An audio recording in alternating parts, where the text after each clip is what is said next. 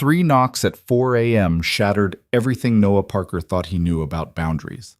When he opened the door, the woman standing there, barefoot, mascara streaked, trembling, was the last person he ever expected to see outside his apartment. Elena Voss, the billionaire CEO who controlled his entire world at work. But tonight, she wasn't powerful. She was broken, and the choice Noah made in that single moment to step aside and let her in would unravel both their lives in ways neither could predict. This is their story. Stay until the end, hit that like button, and comment what city you're watching from so I can see how far this journey reaches. The alarm hadn't gone off yet. That was Noah Parker's first coherent thought when consciousness dragged him from sleep. A thin, fragile thing that barely counted as rest anymore. His eyes cracked open to darkness, his body instinctively cataloging the familiar sounds of his apartment, the hum of the refrigerator in the kitchen, the distant wail of a siren blocks away, the soft rhythm of Chloe's breathing from the bedroom across the hall. 4 a.m. The clock on his nightstand glowed accusingly. He had exactly 2 hours before his daughter would wake up, demanding breakfast and stories, and the kind of attention that required a version of himself he had to carefully construct each morning, patient, present, whole. 2 hours to slip back into unconsciousness and steal whatever fragments of energy he could salvage before the machinery of their daily routine began again. Then came the knocks. 3 of them, sharp, deliberate, impossible to ignore. Noah froze, his heart lurching against his ribs. Nobody knocked at 4 a.m. unless something was catastrophically wrong. His mind immediately jumped to worst-case scenarios. Police, emergency, something happened to his parents, someone from Chloe's school. Another 3 knocks.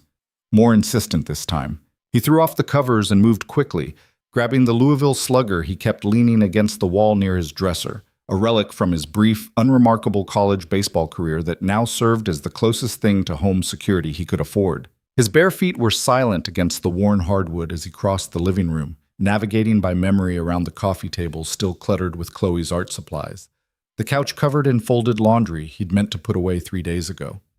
Through the peephole, he saw her, and the entire world stopped making sense. Elena Voss stood in the hallway of his apartment building, the kind of place she wouldn't normally be caught dead in, with its flickering fluorescent lights and permanent smell of old cooking oil and industrial cleaner. But there she was, impossibly real, barefoot, her expensive-looking black dress wrinkled and askew, mascara smudged beneath eyes that looked hollowed out by something beyond exhaustion. She wasn't supposed to exist here. Not in his world. Not outside the pristine glass tower of Voss Industries where she ruled from the 42nd floor, where Noah was just another analyst in a sea of expendable employees, where the closest he'd ever come to her was elevator small talk and the occasional company-wide email signed with her perfect, impersonal signature. Elena Voss, 30 years old, billionaire, CEO of a tech empire her father had built, and she had transformed into something even more powerful, Forbes cover, TED Talk sensation. The woman whose decisions could tank markets or launch careers with equal indifference. And she was standing outside his door at 4 a.m., trembling like a lost child. Noah's hand hesitated on the deadbolt. Every instinct screamed that opening this door was a mistake, that whatever existed on the other side of this threshold would shatter the careful equilibrium he'd spent 8 years building. But her eyes found the peephole as if she knew he was watching, and something in that gaze, raw, desperate, utterly stripped of the armor she wore in every boardroom and press conference, made the decision for him. The locks clicked open. The door swung inward. "Mr. Parker." Her voice came out barely above a whisper, formal even now, even like this. Then it cracked. "I didn't know where else to go." Up close, she looked even more devastated. Her platinum blonde hair, usually styled into submission, fell in tangled waves around her face. There was a scrape on her left shoulder, red and angry against pale skin. Her hands shook as she wrapped her arms around herself, trying to hold something together that had clearly already broken apart. "Ms. Voss," Noah's brain struggled to process the impossibility of this moment. "What? Are you hurt? What happened?" "I walked." She said it like a confession. "I just walked. I didn't call my driver. I didn't call security. I just walked." And I ended up here. Her eyes lifted to his, and there was something like wonder mixed with the devastation. I don't know why. I just remembered that day, 4 months ago. You were on the phone with your daughter. I was coming out of the executive conference room and you were in the hallway and she was crying about something at school and you just... She stopped, swallowing hard. You made her laugh. In 30 seconds. You made her believe everything would be okay. Noah remembered. Chloe had been distraught over a failed math test, convinced she was stupid, spiraling into the kind of 8-year-old catastrophizing that broke his heart. He'd been late to a meeting, standing in the hallway trying to contain the crisis over the phone, when Elena Voss had walked past him. He'd barely registered her presence, too focused on his daughter's voice. And I thought, Elena's voice fractured again, I thought, that's what a real person sounds like. That's what caring sounds like. And tonight, when everything fell apart, when I was walking through the city like some pathetic... She stopped herself, jaw clenching. Your voice was the only real thing I could remember.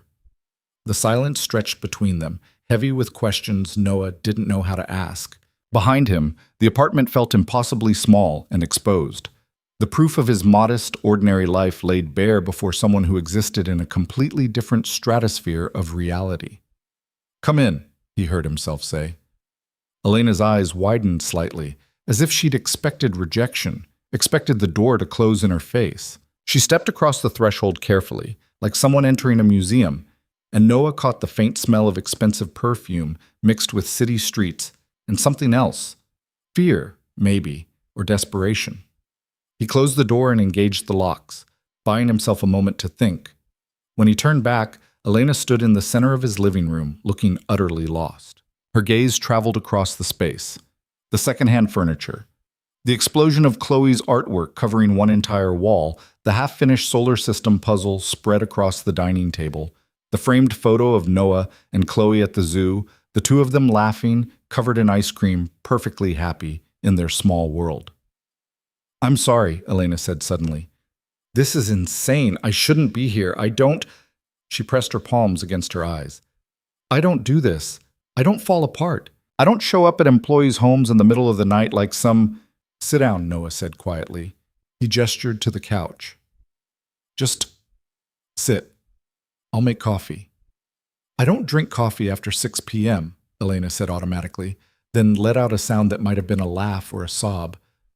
Jesus, listen to me. Who cares?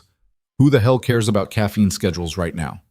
She sank onto the couch, and something about the way she folded into herself, small, contained, trying to take up as little space as possible, made her seem younger than 30, vulnerable in a way that felt almost painful to witness. Noah moved to the kitchen, his hands going through the familiar motions of brewing coffee because he needed something to do, some normal action to anchor himself to reality. The apartment was too quiet except for the gurgle of the coffee maker and Elena's uneven breathing from the living room. There's a first aid kit in the bathroom, he called out. For your shoulder, if you want. It's fine, Elena said. It's nothing. But when Noah returned with 2 mugs, giving her the one without the chip in the rim, she accepted it with both hands, like it was a lifeline. Their fingers brushed in the exchange, and he felt her flinch at the contact before she caught herself. He sat in the armchair across from her, maintaining distance, trying to project calm while his mind raced through the implications of this moment. His boss.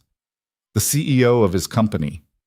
Sitting in his living room at 4 a.m., falling apart for reasons he couldn't begin to guess. You don't have to tell me what happened, Noah said carefully. But if you're in danger, if someone hurt you, we should call the police. Elena shook her head. No one hurt me. Not physically. She stared into the coffee mug like it held answers. I had a date tonight with Christopher Aldridge. Do you know who that is? Noah shook his head. Venture capitalist, old money, the kind of man my father always said I should marry. Someone who understands business, someone in the same tax bracket, someone who wouldn't need me for anything except strategic partnership and good optics. Her laugh was bitter. He took me to Oriole. You know the place? No. 5-star restaurant, Michelin rated, wine list that costs more than most people's mortgages. She took a sip of coffee and grimaced slightly. Noah's brewing skills were functional at best. We had the tasting menu, 11 courses, each one more pretentious than the last. And the entire time Christopher talked about his portfolio, about his golf game, about the yacht he just bought, about how impressed he was that I'd maintained my father's company so well, considering how young I was when I took over. The way she said considering dripped with acid. And then, over dessert, some deconstructed tiramisu that looked like a crime scene, he leaned in and told me he'd been thinking about our future together. Elena's hands tightened around the mug. He said he'd had his lawyers draw up a preliminary agreement, a marriage contract. Very thorough, very fair, division of assets, prenuptial terms, schedule for producing heirs. Yes, he actually used the word heirs, and a clause about maintaining separate residences because he values his independence. Noah felt something cold settle in his stomach. He proposed a business transaction. He proposed a merger, Elena corrected. I wasn't a person to him. I was a company, an acquisition, and the worst part? Her voice dropped to almost a whisper. For about 10 seconds, I considered it, because that's what I've been trained to do since I was 15 years old. Evaluate the strategic value. Run the cost-benefit analysis. Determine if the partnership would be profitable. She set the coffee mug down on the side table with more force than necessary. But then I looked at him, really looked at him, and I realized I couldn't remember a single thing he'd said that night that was actually about me. Not my thoughts, not my interests, not who I am when I'm not in a boardroom or on a magazine cover. And I understood that if I said yes to him, I would spend the rest of my life being a transaction, a function, a carefully managed asset. The words hung in the air between them, heavy with years of accumulated weight. So I walked out, Elena continued. Left him sitting there with his lawyer's contract and his 11-course meal. Walked out of the restaurant, out of Midtown, just kept walking. Through Times Square, down through Chelsea, across the village. No destination, no plan. My phone died somewhere around Houston Street. My feet started bleeding around Union Square. She glanced down at her bare, dirty feet, seemingly noticing them for the first time. I threw the shoes away. Louboutins. $1,200. Threw them in a trash can because they hurt and I didn't care anymore. Noah tried to imagine it. Elena Voss, one of the most recognizable faces in business, wandering through Manhattan at night like a ghost, shedding pieces of her armor block by block. And then I was on your street, she said quietly, and I remembered you, that phone call. The way you talked to your daughter like she was the most important person in the world, like her feelings mattered, like she mattered. Elena's eyes met his, and they were bright with unshed tears.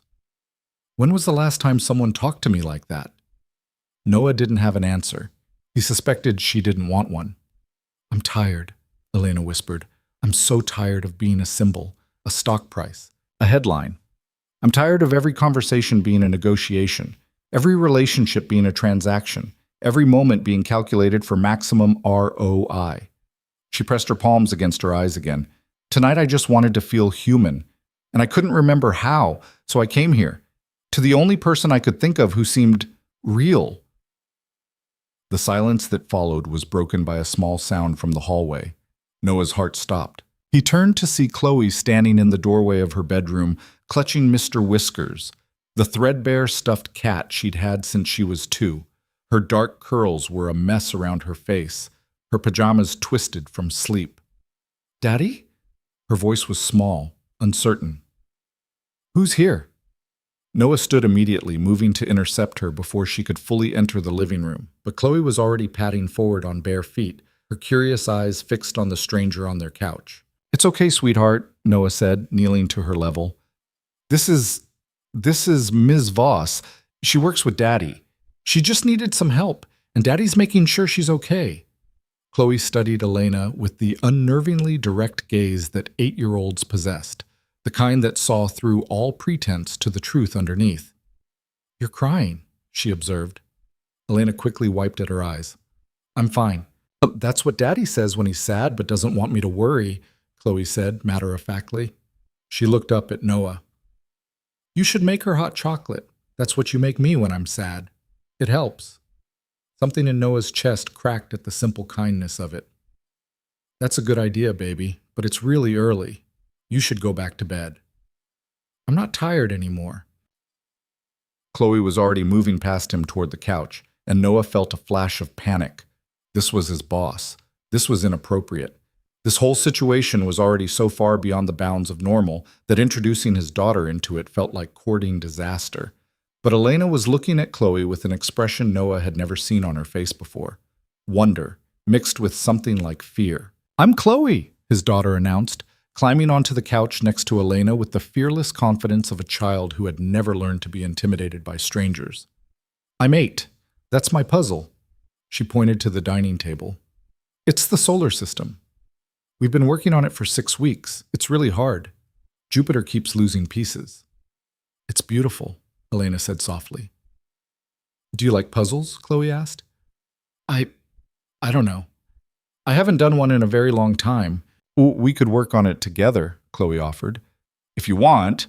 Daddy says puzzles help when your brain is too loud." Noah met Elena's eyes over his daughter's head, and something passed between them, a question, an acknowledgement, a moment of recognition that they had both crossed a line that couldn't be uncrossed. "Chloe," Noah said gently, "Ms. Voss probably needs to—" "I would like that," Elena interrupted.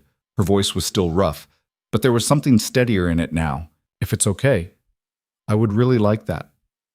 And that was how Noah Parker found himself at 4:30 in the morning, making hot chocolate in his tiny kitchen while his 8-year-old daughter and his billionaire boss sat on his living room floor, sorting puzzle pieces by color. He watched them from the kitchen doorway, 2 figures bent over scattered cardboard fragments, and felt the weight of the moment settling into his bones. This was wrong. This violated every professional boundary, every common-sense rule about separating work and personal life, every protective instinct that had governed his decisions since the day Chloe was born. But when he brought over the hot chocolate, served in mismatched mugs because he'd never owned a matching set of anything, and saw the way Elena's hands had stopped shaking, the way some of the haunted look had left her eyes, the way Chloe was chattering about constellations and meteor showers with the easy enthusiasm of a child who felt safe, he couldn't bring himself to end it. They worked on the puzzle as dawn crept across the city. Chloe did most of the talking, filling the silence with stories about school and her best friend Marcus and the injustice of having to eat vegetables. Elena listened with an intensity that suggested she was memorizing every word, occasionally asking questions that Chloe answered with the authority of someone who knew everything worth knowing about the world. Noah mostly watched, tracking the subtle changes in Elena's posture as the minutes passed, the way her shoulders gradually lowered from their defensive hunch, the way her breathing evened out, the way she smiled when Chloe triumphantly snapped a piece into place. "You're really good at this," Chloe declared, studying Elena with approval. "Better than Daddy. He always tries to force pieces that don't fit." "That's because Daddy doesn't have patience," Noah said dryly. "Patience is overrated," Elena murmured, and there was the ghost of her boardroom voice in it, confident, slightly sharp. But then she caught herself and softened. "But for puzzles, I suppose it's necessary." "For lots of things," Chloe said wisely. She yawned, leaning against Noah's side. "I'm getting sleepy again." Noah checked the clock, 5:47 a.m. In 13 minutes, his alarm would go off, and the normal world would reassert itself. Breakfast to make, school to prepare for, the careful choreography of single parenthood that required every minute to be accounted for. "Back to bed, sweetheart," he said gently. Chloe nodded but turned to Elena first. "Will you come back? To help with the puzzle?" The question landed in the room like a stone in still water. Noah felt his throat tighten. Elena's eyes went very wide, and for a moment she looked panicked, trapped by the innocent hope in a child's voice. Elena started, then stopped. She looked at Noah, and he saw the plea in her eyes. "Help me. Tell me what to say. Tell me what the right answer is." But Noah had no answers. He had no idea what happened next, how this night would translate into the reality of Monday morning at Voss Industries, how they would navigate the impossible distance between this moment and the world that waited outside his apartment door. "We'll see," Noah said finally, the coward's response, the father's protective deflection. "It's complicated, baby. Ms. Voss is very busy." Chloe accepted this with a child's pragmatism, giving Elena a quick hug that made the woman freeze like a statue before awkwardly, tentatively returning the embrace. Then she was gone, padding back to her bedroom with Mr. Whiskers dragging behind her. The apartment felt larger without her presence. Noah and Elena remained on the floor, surrounded by puzzle pieces in the growing light of morning. "I should go," Elena said quietly. "Probably," Noah agreed. Neither of them moved. "This was a mistake," Elena continued, "but there was no conviction in it. Coming here, involving you, involving your daughter. I wasn't thinking clearly. I was human," Noah finished. "You were being human." Elena flinched at the word. "I can't afford to be human. Not in my position, not in my world." She started to stand, movements stiff and careful, like someone remembering how to operate a body they'd been divorced from. "I need to go. I need to call my driver, go home, shower, change. Pretend this never happened." "Can you do that?" Noah asked. He stood as well, facing her in the growing light. "Pretend? I've been doing it my whole life." "That's not an answer." Elena's expression shifted, something cracking, some facade she'd been trying to rebuild already starting to crumble again. "No," she whispered, "I don't think I can. Not this time. Not after—" She gestured vaguely at the apartment, the puzzle, the evidence of the last 2 hours. "Not after this." "Then what happens now?" "I don't know." The admission seemed to cost her something. "I never know anymore. I used to have plans for everything, contingencies, risk assessments. But lately, everything just feels like—" She stopped, jaw working. "Like I'm building sandcastles and watching them wash away." Noah understood that feeling. He'd lived it for 8 years, since the day Melissa had walked out of their lives, since the day he'd become the sole person responsible for keeping a tiny human alive and loved and safe. The constant awareness that everything could fall apart at any moment. The exhaustion of pretending he had it together when most days he was just barely holding on. "Thank you," Elena said suddenly, "for opening the door, for not—" She swallowed hard. "For not treating me like a problem to be solved." "You're not a problem. To most people I am. I'm either an opportunity or an obstacle, a stepping stone or a threat." She picked up her coffee mug from earlier, studying it like an artifact from another civilization. "When was the last time someone just let me exist?" The question didn't need an answer. Noah could see it in her eyes. Never. Or so long ago it didn't matter anymore. "I should call my driver," Elena said again, but she didn't reach for a phone. "I should leave before your neighbors start waking up, before anyone sees me here, before this becomes a thing that people talk about." "Elena." She looked up sharply at the sound of her first name. Noah hadn't meant to say it, hadn't consciously made the choice to cross that particular line, but it was out now, intimate and impossible to take back.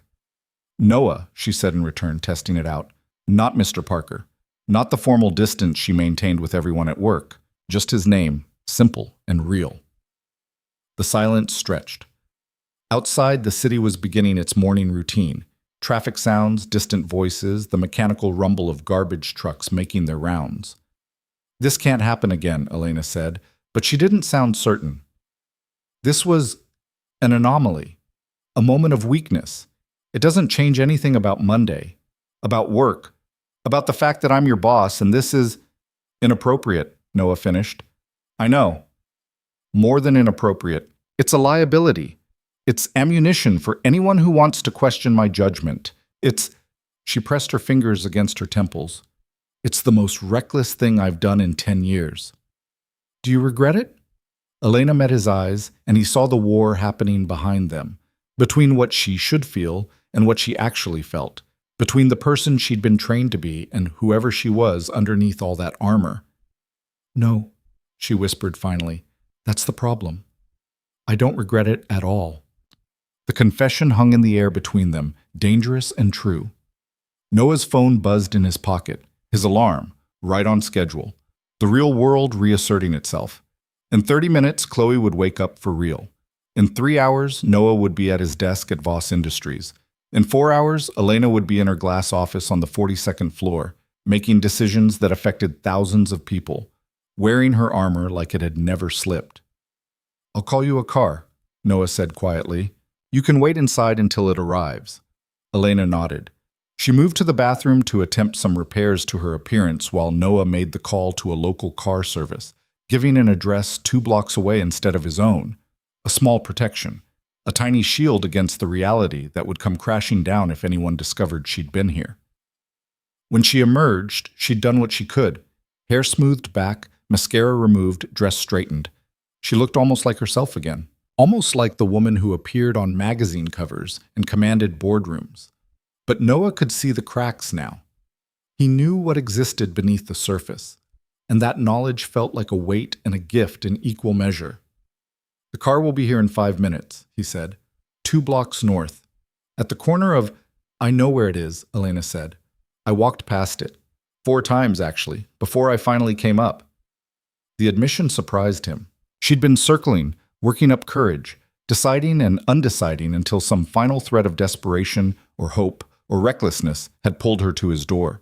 They stood in his entryway, close enough that Noah could smell her perfume again, could see the faint freckles across her nose that makeup usually covered, could count the rapid pulse beating in her throat. "Noah," she said quietly, "what happens on Monday?" "I don't know." "We can't—" She stopped, started again. "This can't be a thing. I can't be the CEO who shows up at an employee's home, who falls apart in front of his daughter, who—" Her voice cracked slightly. "Who lets herself be weak?" "You weren't weak," Noah said. "You were honest. In my world, that's the same thing." Noah thought about arguing, about trying to convince her that vulnerability and weakness weren't synonyms, that the bravest thing she'd done tonight wasn't walking through the city alone, but knocking on his door and asking for help. But he could see in her eyes that she wasn't ready to hear it, that the armor was already sliding back into place, piece by piece, and by the time she stepped into that car, Elena Voss, the billionaire CEO, would have completely consumed Elena Voss, the woman who'd sat on his floor doing puzzles with his daughter. "Monday, we're professional," Noah said. "We're colleagues. This night never happened." Relief and disappointment flickered across her face in equal measure. "Yes, exactly. That's the right approach. But if you ever need—" Noah stopped himself. "Don't offer. Don't give her permission to come back. Don't make this harder than it already is." But Elena was looking at him with something like desperation, like she needed him to finish that sentence more than she needed her next breath. "If you ever need a safe place," Noah said quietly, "my door is open." The words landed between them like a promise and a threat. Elena's eyes went bright with tears she refused to let fall. "That's the most dangerous thing anyone has ever offered me," she whispered. "I know. I should say no." "Probably." She reached for the door handle, and Noah thought that was it. She would leave. This impossible night would end. They would return to their separate orbits and never speak of this again. But she paused with her hand on the knob, and when she looked back at him, her expression was raw and unguarded and completely undefended. "Thank you," Elena said, "for seeing me. For just—" Her voice caught. "Thank you." Then she was gone, slipping out into the hallway and disappearing toward the stairs. And Noah was left standing in his apartment with the lingering scent of expensive perfume and the evidence of puzzle pieces scattered across his floor and the growing certainty that nothing would ever be quite the same again. He stood there for a long moment, listening to the building wake up around him before moving to clean up. The coffee mugs went in the sink. The puzzle pieces got carefully sorted and stored. The cushions on the couch got straightened. By the time Chloe emerged an hour later, rubbing sleep from her eyes and asking for pancakes, Noah had erased all physical evidence of Elena's presence. But when Chloe asked, "Is the puzzle lady coming back?" he found he couldn't lie to her. "I don't know, baby," he said honestly. "Maybe." "I hope so," Chloe said, climbing onto her chair at the breakfast table. She was sad, like really, really sad. The kind of sad that takes a long time to fix. Noah flipped pancakes and didn't answer because what could he say? That he'd seen that same sadness? That it had been written in every line of Elena's body, in every careful word she'd spoken, in the desperate way she'd clung to the simple normalcy of hot chocolate and puzzle pieces like they were the only real things in her world? That somewhere in the last 2 hours, he'd made a choice that terrified him, to care about what happened to the woman who controlled his professional fate, who existed in a stratosphere so far removed from his own reality that this night should have been impossible. "Yeah," Noah said finally. "She was sad." "You should help her," Chloe declared with the absolute certainty of a child who still believed problems had solutions and help was always possible. That's what you do. You help people.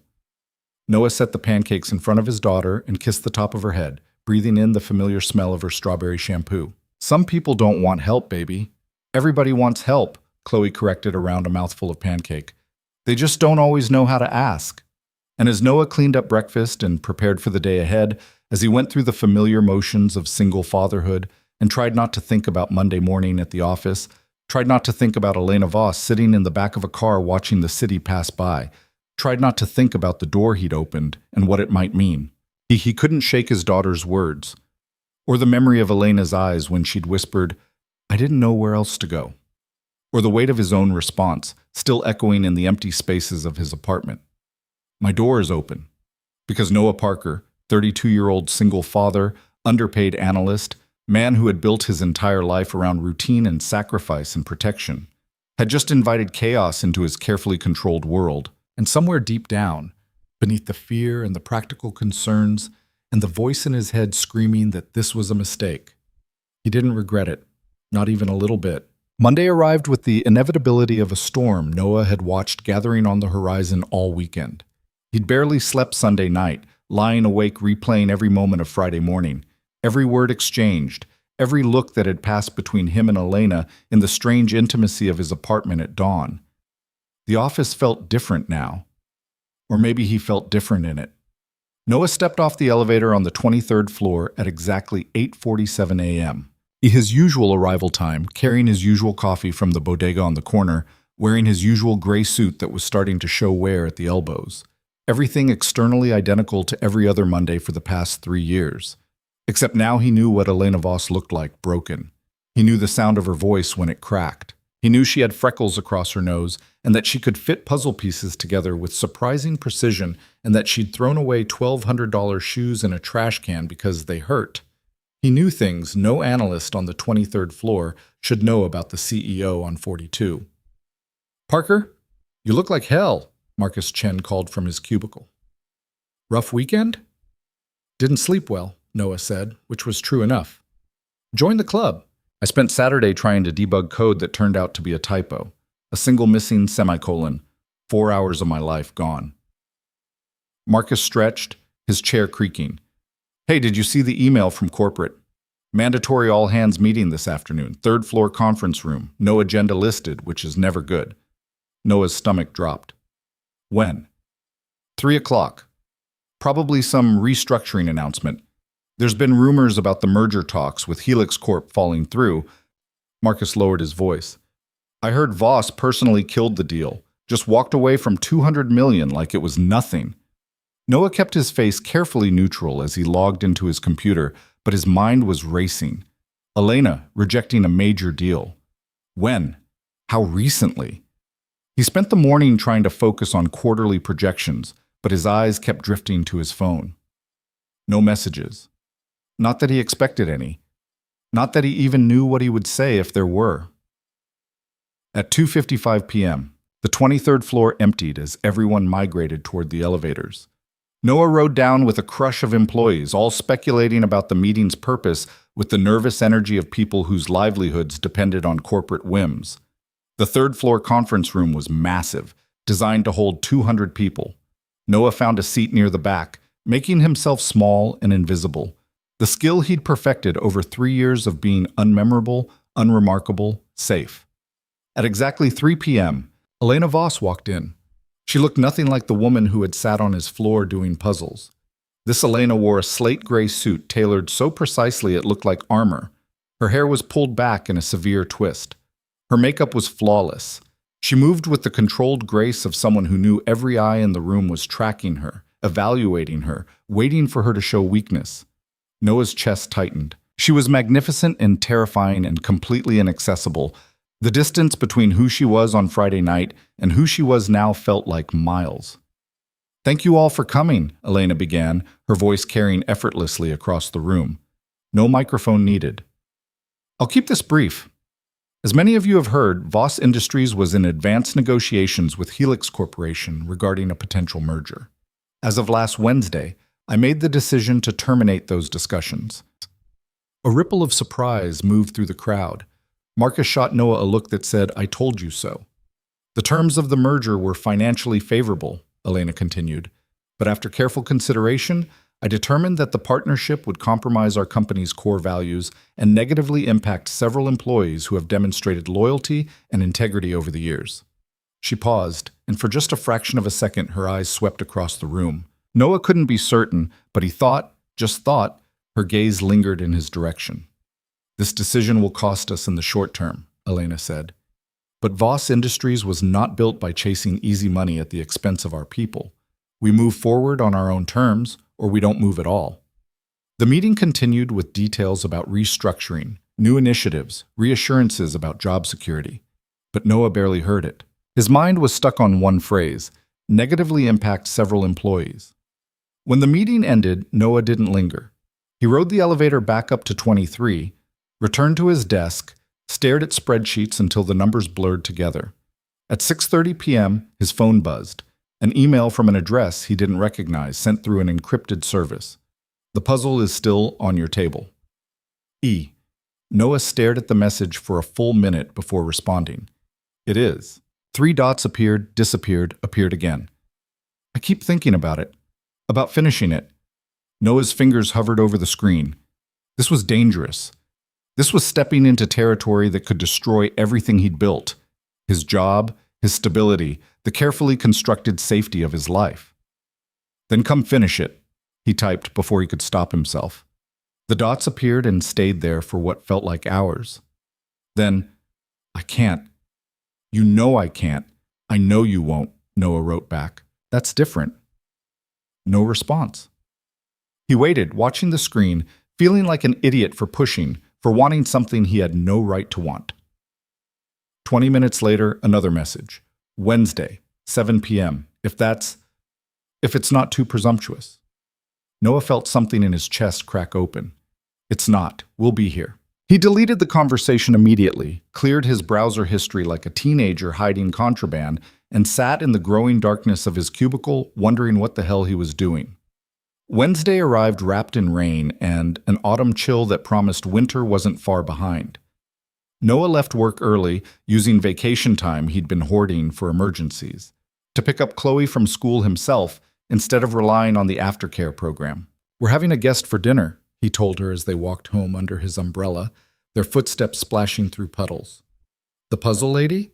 Chloe's face lit up. "Her name is Ms. Voss, Elena.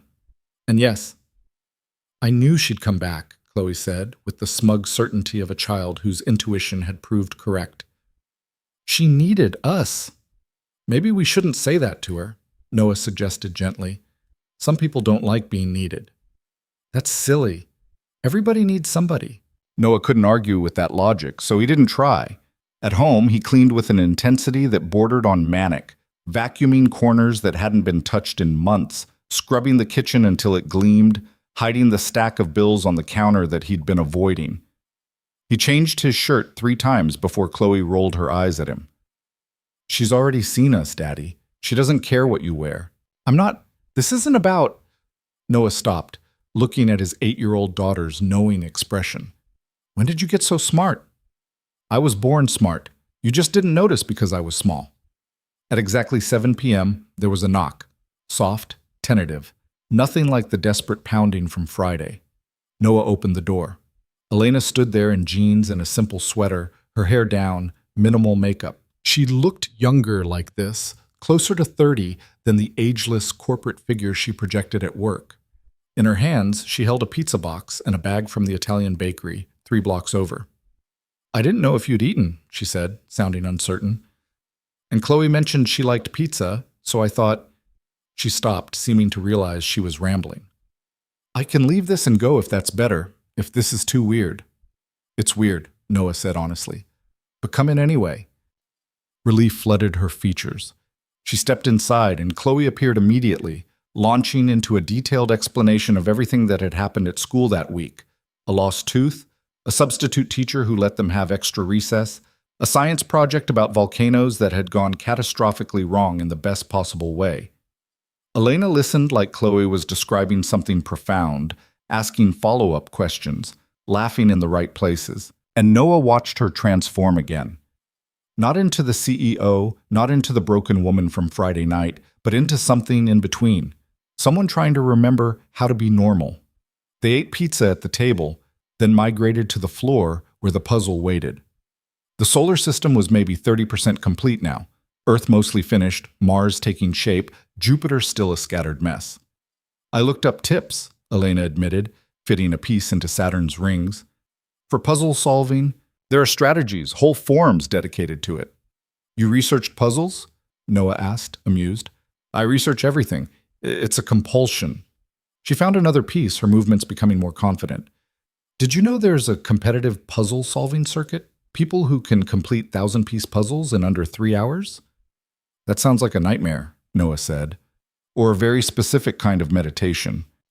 Elena glanced at Chloe, who was working on Jupiter with fierce concentration. Although I suspect the point isn't actually finishing, it's the process. Daddy says the puzzle is teaching me patience, Chloe offered. But I think it's teaching him to stop trying to force things. Elena's laugh was surprised and genuine. That's very wise. I know, Chloe said, without arrogance, just fact. They worked in comfortable silence. The only sounds, the soft click of pieces connecting and the rain against the windows. Noah found himself relaxing in a way he hadn't since Friday. The initial tension of having his boss in his home easing into something that felt almost natural. I made a decision today, Elena said quietly, her eyes on the puzzle. About the Sanderson account. You worked on the preliminary analysis, didn't you? Noah's hands stilled. Yes, 3 months ago. Your projections were conservative. Every other analyst pushed aggressive growth estimates, but you built in significant risk margins. She placed another piece. I went with your numbers, scaled back our investment by 40%. That must have made the board unhappy. Furious. Elena's smile was sharp. But your analysis was right.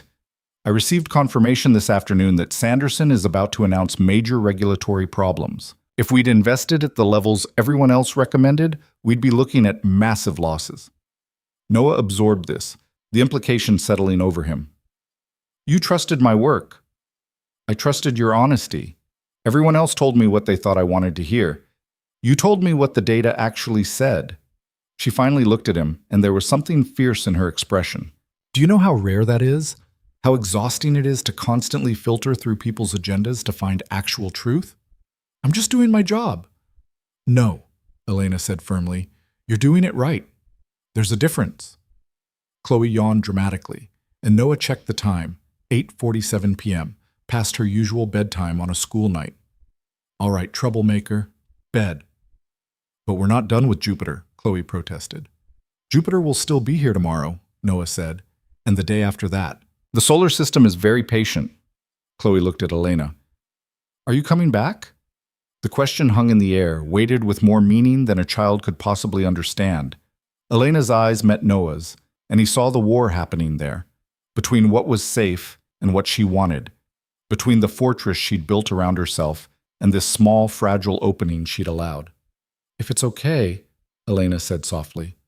I'd like to. It's okay, Chloe declared, then hugged Elena goodnight with the unselfconscious affection of someone who hadn't learned yet that some people didn't know how to be hugged.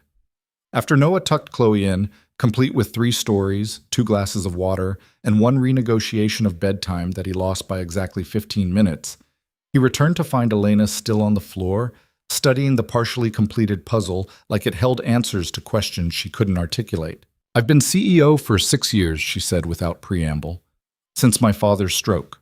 I was 24. The board fought me every step, called me inexperienced, emotional, too young to understand what the company needed. Her fingers traced the edge of a puzzle piece. So I made myself into what they couldn't dismiss, ruthless, cold, perfect. I stopped sleeping, stopped eating, stopped having anything in my life except work and winning. Noah sat down across from her, giving her space to continue or stop. And it worked, Elena said. I doubled revenue in 3 years, expanded into 8 new markets, made the company more profitable than it had ever been under my father's leadership. She looked up and her eyes were hollow. But somewhere in all that success, I forgot how to be anything except the CEO. I forgot what it felt like to be just Elena. Is that what happened last Friday? Noah asked gently. You remembered? No. Her voice cracked slightly. I realized I didn't know who Elena was anymore, that she'd been buried so deep under layers of performance and strategy that I couldn't find her. And the thought of spending my entire life as just a function, just a role, she pressed her palms against her eyes. It was unbearable. The rain intensified outside, drumming against the windows in a rhythm that filled the silence between them. Chloe asked me what my favorite color was, Elena said suddenly. When we were working on the puzzle last time, and I couldn't answer. I stood there, 30 years old, running a billion-dollar company, and I couldn't remember my own favorite color. I had to think about it. Actually, think about it. And do you know what I realized? Noah shook his head. The only colors I could name were brand colors, market segments, demographics. I've spent so long thinking about what colors test well with consumers aged 25 to 40 that I forgot I'm allowed to just like a color, for no strategic reason. What did you tell her? Noah asked. Purple, Elena said. I think. Maybe. It felt like the right answer, but I'm not even sure if it's true or if it's just what I think someone like me should say. She laughed, bitter. Everything is performance. Even this. Even sitting here trying to be honest, I'm probably just performing honesty. You're not, Noah said with certainty. How do you know? Because performance is polished. What you're doing is messy. He gestured at her, at the puzzle, at the space between them. This is you trying to figure out who you are without the armor. That's not performance. That's courage. Elena's breath caught. For a long moment, she just stared at him, and Noah felt the air in the room shift, becoming charged with something he couldn't name but recognized in his bones as dangerous. Why are you helping me? She whispered. You don't owe me anything. I'm your boss. This is inappropriate and risky and could blow up both our lives. So why? Noah thought about deflecting, about giving her an easy answer that would maintain safe distance. But she'd been honest with him, had stripped herself bare in ways that clearly terrified her. She deserved honesty in return. Because I know what it's like, he said quietly. To forget who you are. When Melissa left, Chloe's mom, she didn't just leave me. She left us. Walked out when Chloe was 6 months old and never looked back. And suddenly I was a single father with no idea what I was doing, trying to keep a baby alive while working 2 jobs, and every day felt like drowning. Elena's eyes softened, but she didn't interrupt. For years I was just dad, Noah continued. That was my entire identity. Everything else got sacrificed, friends, hobbies, any sense of self beyond what Chloe needed. And I didn't regret it. I'd do it again in a heartbeat. But somewhere in there, I lost Noah. The person I was before became someone I barely remembered. How did you find him again? Elena asked. I'm not sure I have, Noah admitted. But I'm trying. Little things. Reading books. I actually want to read instead of just children's books. Listening to music Chloe doesn't pick. Remembering that I'm allowed to want things that aren't about being a father. He met her eyes. So when you showed up here, lost and looking for something real, I recognized it. Because I've been there. I'm still there some days. The confession settled between them, intimate and raw. I'm going to kiss you, Elena said suddenly, her voice shaking. If you don't want that, you need to tell me right now, because I'm about 2 seconds away from making a catastrophically bad decision. Noah's heart hammered against his ribs. Every rational part of his brain screamed warnings. She's your boss. This is insane. Think about Chloe. Think about your job. Think about what happens when this falls apart. But all he said was, it's not a bad decision. Elena moved across the space between them, and then her mouth was on his, tentative at first, then desperate, like she was drowning and he was air. Noah kissed her back, his hand coming up to cup her face, feeling her tremble against him. When they broke apart, both breathing hard, Elena's eyes were wide with something like fear and wonder mixed together. That was stupid, she breathed. Probably, Noah agreed. We can't do this. I know. I'm your boss. There are power dynamics, liability issues, HR violations. If anyone found out... Elena, Noah interrupted gently. We can't do this. You're right. But do you want to stop? She stared at him, and he watched her cycle through every rational argument, every risk assessment, every strategic calculation that had governed her life for 6 years. No, she whispered finally. I really, really don't want to stop. Then we figure it out, Noah said, carefully, slowly, with rules and boundaries, and she kissed him again, cutting off the practical planning, and Noah gave up trying to be sensible. They stayed like that for a long time, tangled together on his living room floor, surrounded by puzzle pieces, the rain creating a cocoon of sound that made the world outside feel very far away. When they finally broke apart again, Elena was crying. "I'm sorry," she said, wiping at her eyes. "I don't cry. I never cry. This is human," Noah finished. "You're being human. It's terrifying." "I know." He brushed a tear from her cheek. "But you're doing it anyway. That counts for something." They talked until nearly midnight, about everything and nothing, skipping between heavy truths and light observations with the ease of people discovering they actually liked each other beyond the impossible circumstances that had brought them together. Elena told him about her childhood spent in boarding schools, about the pressure of being Richard Voss's daughter, about the loneliness of always being the smartest person in the room and the isolation that came with it. Noah told her about Melissa, about the morning he'd woken to find her gone with nothing but a note saying she couldn't do this anymore, about the terror and determination that had defined his first years as a single father. "You're a good dad," Elena said softly. "Chloe is lucky." "I'm doing my best. Most days that feels like barely enough." "That's what makes you good at it. The ones who think they have it all figured out are usually the ones screwing their kids up." She smiled slightly. "My father was very confident in his parenting. I spent my childhood trying to earn approval I never quite achieved." "Is that why you took over the company? To prove something to him?" "Maybe. Probably." Elena's expression turned distant. "He's in a care facility now, early onset dementia. Some days he doesn't know who I am.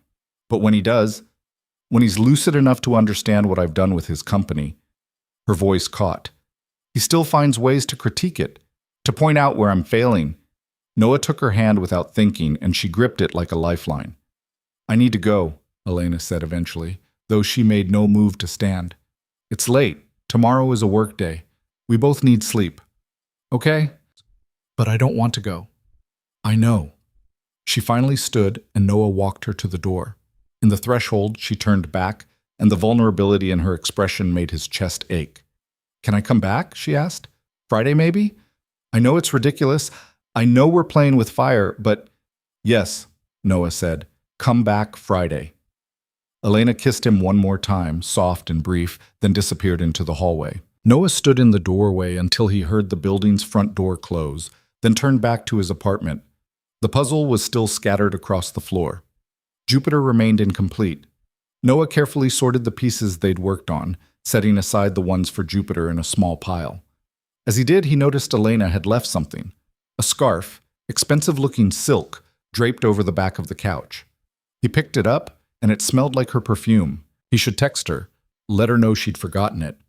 Instead, he folded it carefully and tucked it in a drawer where Chloe wouldn't find it, a secret kept like a promise of something neither of them could name yet, but both wanted desperately to protect.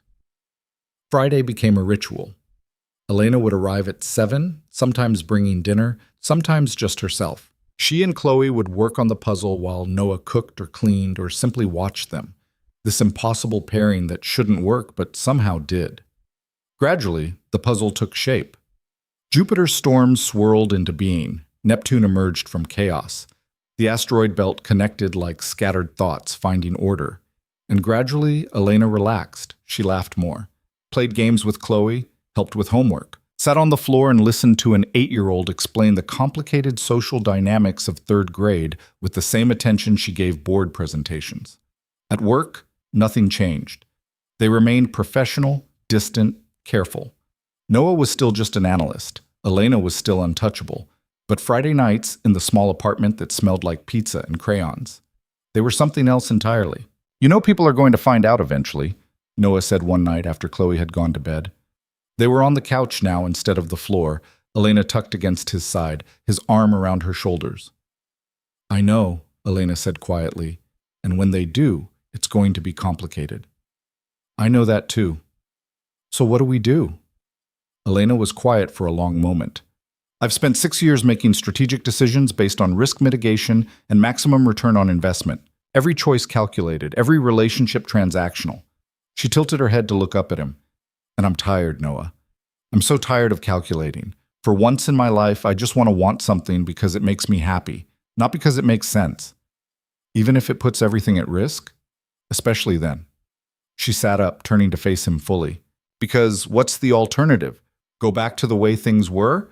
Pretend I didn't find something real here? Spend the rest of my life wondering what would have happened if I'd been brave enough to choose this? Noah cupped her face in his hands. This is brave enough. It doesn't feel brave. It feels reckless and selfish, and he kissed her quiet, and she melted into him with a sound that was half relief, half surrender. Friday nights, Noah said when they broke apart. That's what we have right now. We take them one at a time and figure out the rest as we go. Elena nodded, but he could see the fear in her eyes, the awareness that every Friday night was another step deeper into something that would become exponentially harder to walk away from.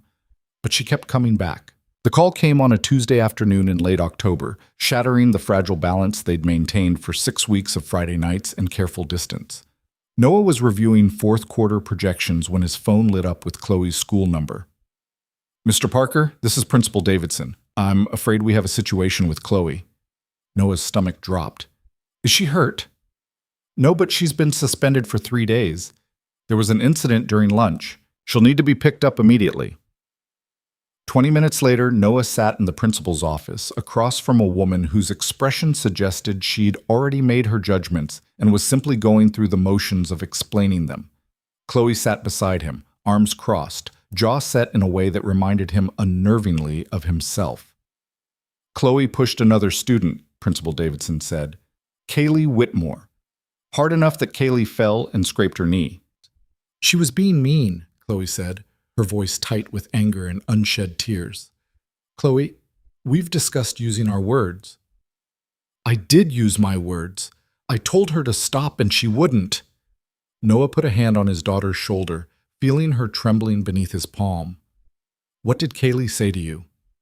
Chloe's face crumpled. She said I was poor. She said my clothes were ugly because they came from Target and not the boutique where her mom shops. She said, her voice dropped to a whisper. She said I didn't have a mom because nobody wanted to stay with people like us. The words hit Noah like a physical blow. He looked at Principal Davidson, waiting for her to acknowledge the cruelty, to recognize that his daughter had been defending herself against targeted malice. Instead, the principal folded her hands on her desk. I understand Chloe was upset, but physical violence is never acceptable. Kaylee's parents are very concerned. Kaylee's parents, Noah interrupted, keeping his voice level with effort. Are they concerned about what their daughter said? About the fact that she was bullying a classmate? Principal Davidson's expression tightened. Children sometimes say unkind things. That doesn't justify physical retaliation. So Chloe should have just stood there and taken it? She should have come to a teacher. I tried, Chloe burst out. Mrs. Reynolds was talking to someone else, and Kaylee kept saying mean things, and everyone was laughing, and I just wanted her to stop. Noah felt rage building in his chest, the helpless, choking kind that came from watching his daughter hurt and being unable to fix it. He knew this script. He'd seen it before in other contexts, other systems that protected the powerful while demanding compliance from everyone else. 3 days suspension seems excessive, Noah said carefully, given the circumstances.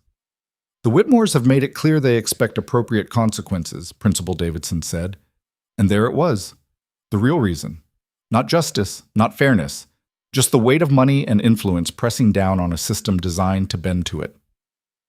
Who are the Whitmores? Noah asked, though he suspected he already knew the answer. Lawrence Whitmore is on the school board. He's also a major donor to our new athletic facility. The principal's tone made it clear this conversation was over. The suspension stands. Chloe can return on Friday. In the meantime, I suggest you discuss appropriate conflict resolution with her. Noah wanted to argue, to fight, to demand better for his daughter. But he recognized the futility of it.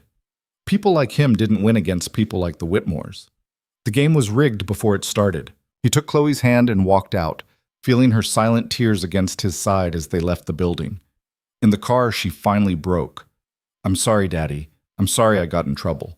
I'm sorry I pushed her. I'm sorry. Hey! Noah pulled over, turning to face her. You have nothing to apologize for. What Kaylee said was cruel and wrong. You defended yourself. But I got suspended, and you had to leave work. And the principal said I was violent. The principal is protecting the wrong person, Noah said, feeling the words like gravel in his throat. And that's not your fault. That's the system being broken. It's not fair. No, baby, it's not. Chloe wiped her eyes with her sleeve. Kaylee's right, though. We are poor, and I don't have a mom. Noah's heart cracked. We're not poor, we have everything we need. And you do have a mom. She's just not here. But that doesn't mean you're less than anyone else. You hear me? You are not less than. But even as he said it, Noah felt the hollow ache of knowing that in places like Chloe's school, worth was measured in donation checks and board positions, not in character or kindness or truth. That night, after Chloe finally cried herself to sleep, Noah sat at the kitchen table staring at nothing. It wasn't Friday, but he pulled out his phone anyway and typed a message to Elena. Are you busy? 3 dots appeared almost immediately. Meeting in 20. What's wrong? Chloe got suspended. Long story. I'm fine. She's fine. Just needed to tell someone. The dots appeared and disappeared several times. Then, I'm coming over. You don't have to. It's not Friday. I'm coming over anyway. 45 minutes later, Noah opened the door to find Elena standing there still in her work clothes, hair slightly disheveled like she'd been running her hands through it. She took one look at his face and stepped inside, wrapping her arms around him without a word. Noah held on maybe longer than he should have, breathing in her familiar scent, letting himself take comfort in the solid reality of her presence. Tell me, Elena said quietly. So he did. The whole story spilled out. Kaylee's cruelty, Chloe's reaction, the principal's dismissal, the Whitmore's influence. Elena listened without interrupting, her expression growing progressively darker. Lawrence Whitmore, she said when he finished. Whitmore Capital Group? I don't know. Principal Davidson said he's on the school board. Elena pulled out her phone, typed rapidly, then went very still as she read something on the screen. Her jaw tightened in a way Noah had never seen before. What? He asked. Lawrence Whitmore is the primary investor in the Helix merger, the deal I'm currently negotiating. She looked up, and her eyes were cold. His daughter bullied Chloe? Kids are cruel sometimes, Noah said, though the words tasted like ash. It's not a reflection of her father? Elena's laugh was sharp. Noah, Lawrence Whitmore built his fortune on hostile takeovers and scorched earth tactics. His entire business model is crushing anything he perceives as weak. You think his daughter came up with that cruelty on her own? What are you saying? Elena was quiet for a long moment, and Noah watched something shift in her expression. A decision being made, consequences being calculated and accepted. I'm saying I'm walking away from the Helix deal, she said finally. Noah's stomach dropped. What? No, Elena, this isn't your problem. You can't tank a major business deal because my daughter got in a schoolyard fight. It's not about a schoolyard fight. Elena's voice was steady, certain. It's about who I'm willing to do business with. It's about what I'm willing to tolerate in exchange for profit. She met his eyes. It's about choosing what matters. Elena, listen to yourself. This is exactly what you can't do. This is your emotions making your decisions instead of strategy. You're right, she said, and I don't care. The board will lose their minds. Your investors will deal with it. Elena's expression was fierce. I've spent 6 years making every decision based on numbers and projections and strategic advantage. And you know what I've learned? The numbers don't care about 8-year-old girls getting bullied. The projections don't account for fathers who have to watch their children hurt and can't protect them. Strategy doesn't give a damn about doing the right thing. So you're just going to blow up a $200 million deal out of principle? Yes, she said it simply, like it was the most obvious thing in the world. Because that little girl in there, Elena gestured toward Chloe's bedroom, matters more than Lawrence Whitmore's investment. And if I can't see that, if I can't act on that, then what the hell am I building this company for? Noah stared at her, unable to form words.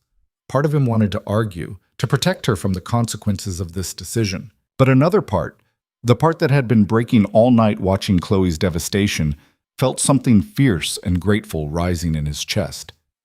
This is going to cost you, he said quietly. I know. People are going to question your judgment. Let them.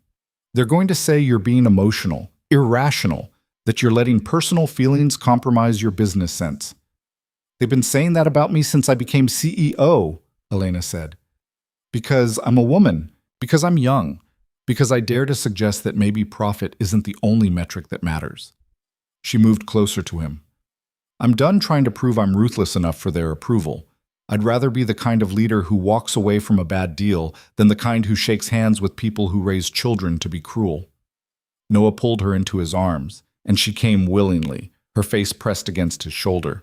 You're going to make a lot of people very angry, he murmured against her hair. Good. I've been too careful for too long. She pulled back to look at him. How's Chloe? Devastated, angry, confused about why being right doesn't matter if you don't have the right last name. Elena's expression tightened. Can I see her? Noah hesitated. She's asleep, and she doesn't know about... He gestured between them. Us, whatever this is, I haven't told her. I know. I'm not asking to complicate things. Elena stopped, struggling with words. I want her to know someone's on her side, that what happened to her wasn't okay. Something in Noah's chest shifted. He led Elena quietly to Chloe's room and eased the door open. His daughter was sprawled across her bed, Mr. Whiskers clutched to her chest, her face still blotchy from crying even in sleep. Elena stood in the doorway for a long moment, just looking. When she finally spoke, her voice was barely a whisper. I was her once. Different circumstances, but the same feeling. Like the rules didn't apply fairly. Like money and power mattered more than being right. She glanced at Noah. Nobody stood up for me. My father told me to be tougher, to not let it show when things hurt, to use it as motivation to become powerful enough that no one could hurt me again. Did it work? I became powerful, Elena said, but I also became someone who couldn't remember what mattered beyond winning. She looked back at Chloe. I don't want that for her. They stood there in the doorway until Elena finally stepped back, letting Noah close the door gently. In the living room, she gathered her things to leave, but paused at the door. I'm announcing the termination of the Helix deal tomorrow, she said. There's going to be fallout, questions.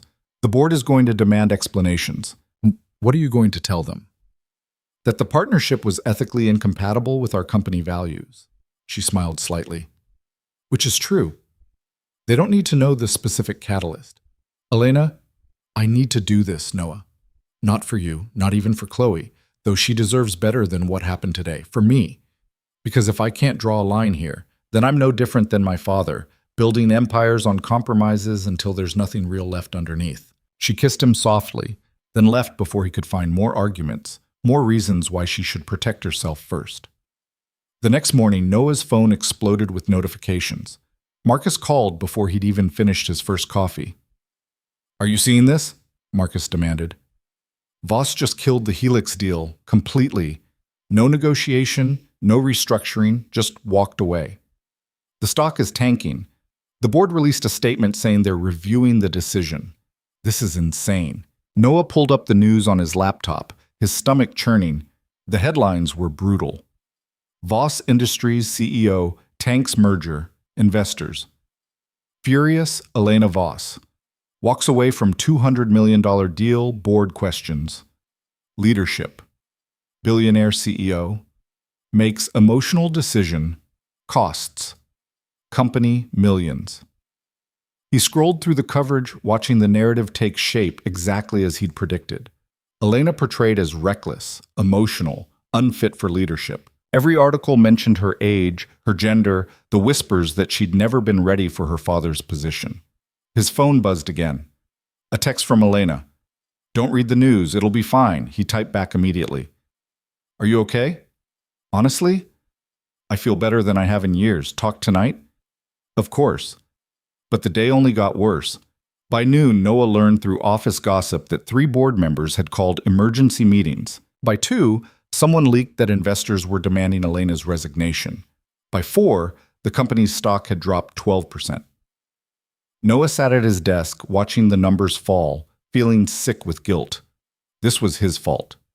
His daughter's situation had triggered this chain reaction that was now threatening to destroy everything Elena had built.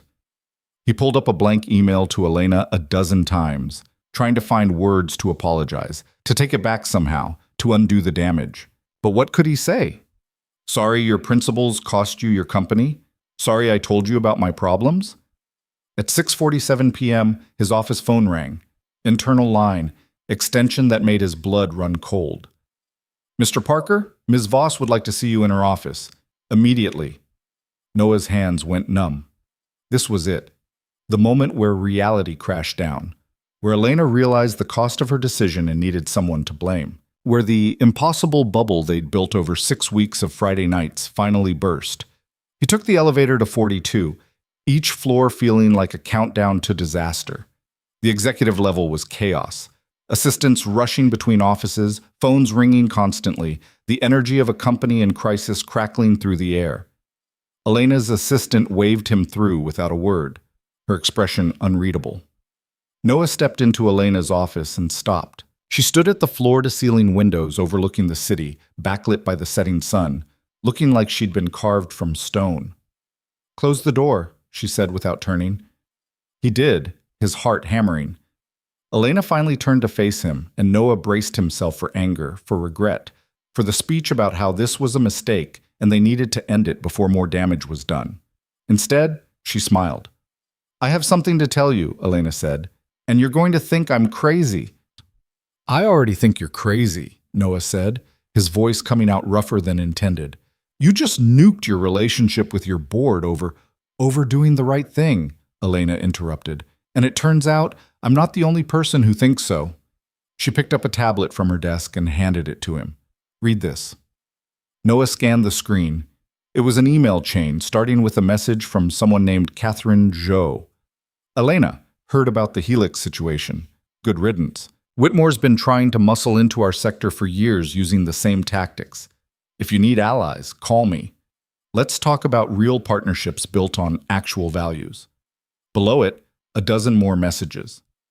CEOs of other companies, industry leaders, investors Elena had worked with before, all expressing support, several offering new partnership opportunities.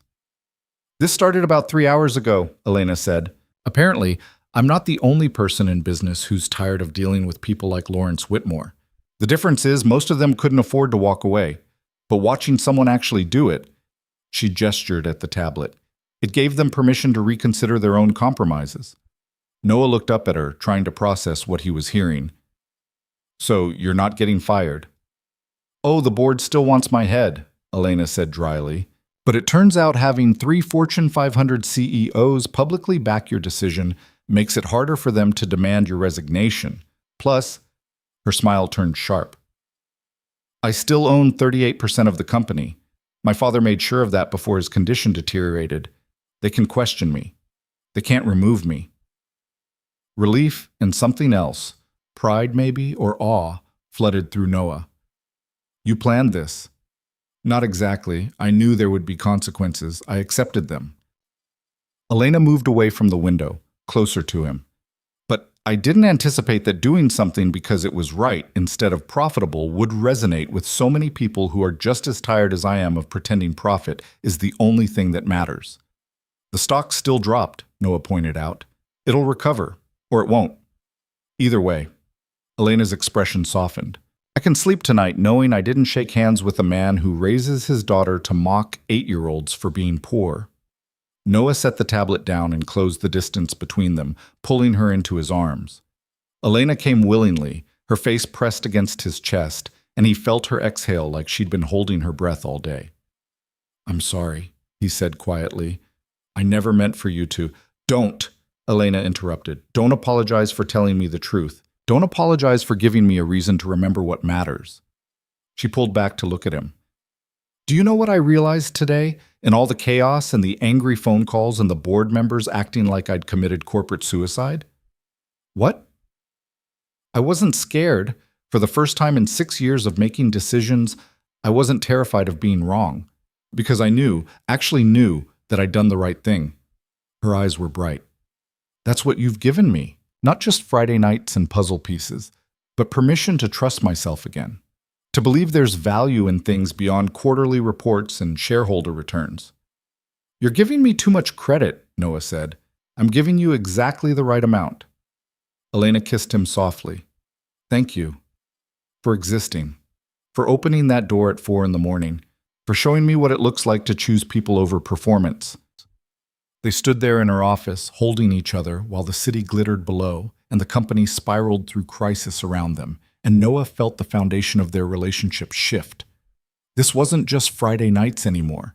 This wasn't stolen moments in the safe bubble of his apartment. This was real, complicated, dangerous, and absolutely undeniable. I need to tell you something, Noah said. Chloe's been asking questions about why you come over, about whether you're my friend or something more. Elena tensed slightly. What did you say? That you're someone who's important to me, that we're figuring out what that means. He paused. She asked if I love you. The words hung in the air between them, heavier than any decision about mergers or board meetings. What did you tell her? Elena whispered. Noah looked at her. This woman who had walked away from $200 million because his daughter had been hurt, who had risked everything she'd built to stand on principle, who had spent 6 weeks learning how to be human again in his living room. I told her I'm starting to, he said honestly, and that it's complicated and scary, but that some things are worth being scared for.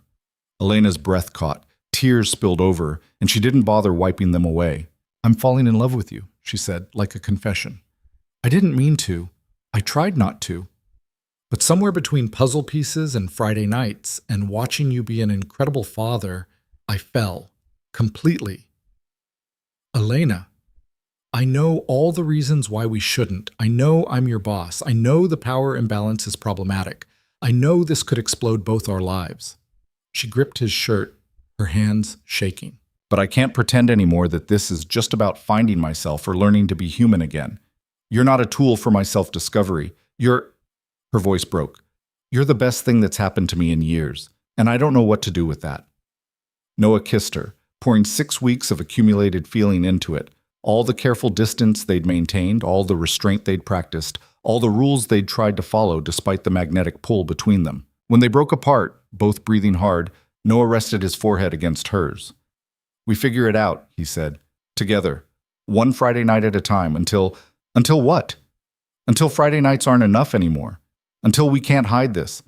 Until we have to make a real choice about what this is and what we want it to become. Elena nodded against him. I'm terrified. Me too. But not enough to stop. Not even close.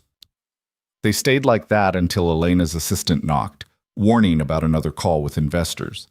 Noah left through the private elevator, avoiding the chaos of the main floor, and made his way home through a city that felt different somehow, sharper, more vivid, like the decision Elena had made had cracked open something in the world. At home, Chloe was still awake, curled on the couch watching a movie.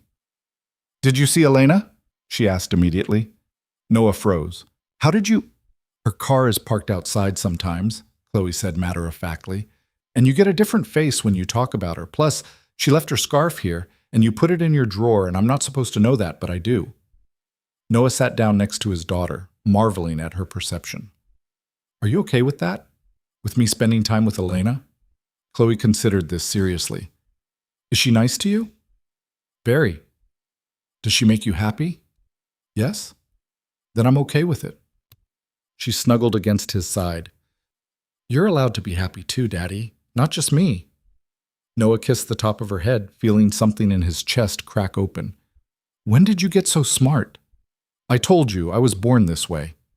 They finished the movie together, and as Noah tucked Chloe into bed later, she asked one more question. The suspension. Is it because we don't have enough money? Because Kaylee's family is rich? Noah sat on the edge of her bed, choosing his words carefully. Sometimes people with money and power use it to protect themselves instead of doing what's right. That's not fair. But it's reality. Elena has money and power, Chloe said. Does she use it to protect herself? Noah thought about the board meetings, the dropped stock price, the career risk Elena had taken without hesitation. No, he said softly. She uses it to protect other people, even when it costs her. Chloe smiled sleepily. That's why you love her. Noah started to deflect, then stopped. His daughter deserved honesty. Yeah, baby, that's part of why. Good, Chloe murmured, already drifting off. She needs us, and we need her. And as Noah turned out the light and closed the door, he realized his 8-year-old daughter had articulated the truth he'd been dancing around for weeks. They needed each other, all three of them. And that need was about to change everything. The fallout from Elena's decision rippled through the following weeks like aftershocks from an earthquake, each tremor revealing new fractures in the foundation of their carefully constructed separation between work and personal life. Noah watched it unfold with a mixture of pride and dread, knowing that every public scrutiny of Elena's judgment brought them closer to the moment when their relationship would be exposed. 3 weeks after the Helix deal collapsed, Noah was called into a meeting with HR. His stomach twisted as he rode the elevator to the 14th floor, mentally cataloging every interaction he'd had with Elena at work, every email they'd exchanged, searching for evidence that might have surfaced. But the HR director, a severe woman named Patricia Morris, simply slid a folder across the desk. "We're restructuring the analytics department," she said without preamble, "creating a new senior analyst position with expanded responsibilities and a significant salary increase. Your name came up." Noah stared at the folder, not touching it. "Why me?" "Your work on the Sanderson account caught attention. Ms. Voss specifically requested that you be considered for advancement opportunities." Patricia's expression was neutral, professional, giving nothing away. "The position would report directly to the VP of Strategy rather than your current supervisor. Different department, different floor, different chain of command." Understanding dawned slowly. Elena was moving him, creating distance, removing the direct power imbalance between them. "This is a significant promotion, Mr. Parker," Patricia continued. "Substantial raise, better benefits. If you're concerned about the timing—" "I'm not concerned," Noah said, though his mind was racing. "I'm just surprised. Ms. Voss has been making several organizational changes since the Helix situation. Restructuring departments, promoting from within, shifting toward what she calls values-aligned leadership." Patricia allowed herself the smallest hint of a smile. "Some of the old guard aren't pleased, but the changes make sense from a strategic perspective." Noah left with the folder and a week to decide. He didn't wait until a Friday to see Elena. Couldn't wait. The weight of what she was doing too large to carry alone. He texted her that night. "We need to talk." "Not at work." Her response came immediately. "Saturday. I'll come to you." When she arrived Saturday afternoon, Chloe was at a birthday party, giving them 2 hours alone. Elena looked exhausted, dark circles under her eyes that makeup couldn't quite hide, a tension in her shoulders that spoke of sleepless nights and constant battle. "You're moving me," Noah said without preamble, "creating a promotion to eliminate the power dynamic." Elena didn't deny it. "It's not just you. I'm restructuring the entire analytics division. 6 promotions, new reporting structures, better compensation across the board." She moved to the window, looking out at the street. "But yes, I'm specifically ensuring that you don't report to me anymore, not even indirectly. Because of us. Because it's the right thing to do. Because if this," she gestured between them, "is going to be real, I can't be your boss. I can't have that power over your career, your livelihood, your daughter's security." Elena turned to face him. "And before you argue that you don't care about the ethics, think about what happens when people find out. Because they will find out, Noah. Eventually." "I know. And when they do, every decision I've ever made regarding you will be scrutinized. Every performance review, every project assignment, every dollar of your salary. They'll say I showed favoritism, that I promoted you because of our relationship, that everything you've earned is tainted by our involvement." Noah felt the words like punches. "So you're protecting me." "I'm protecting both of us. And Chloe." Elena's voice softened. "I won't let my choices damage your reputation or your daughter's future. This restructuring removes me from your reporting chain entirely. When people find out about us, and they will, there's no appearance of impropriety, no ammunition for anyone who wants to claim I abused my position." "The board is going to question this too," Noah said. "More restructuring, more changes right after you killed a major deal." "Let them question. I have answers." Elena moved closer to him. "I'm building something different, Noah. A company that actually operates on the principles we claim to value instead of just putting them in mission statements.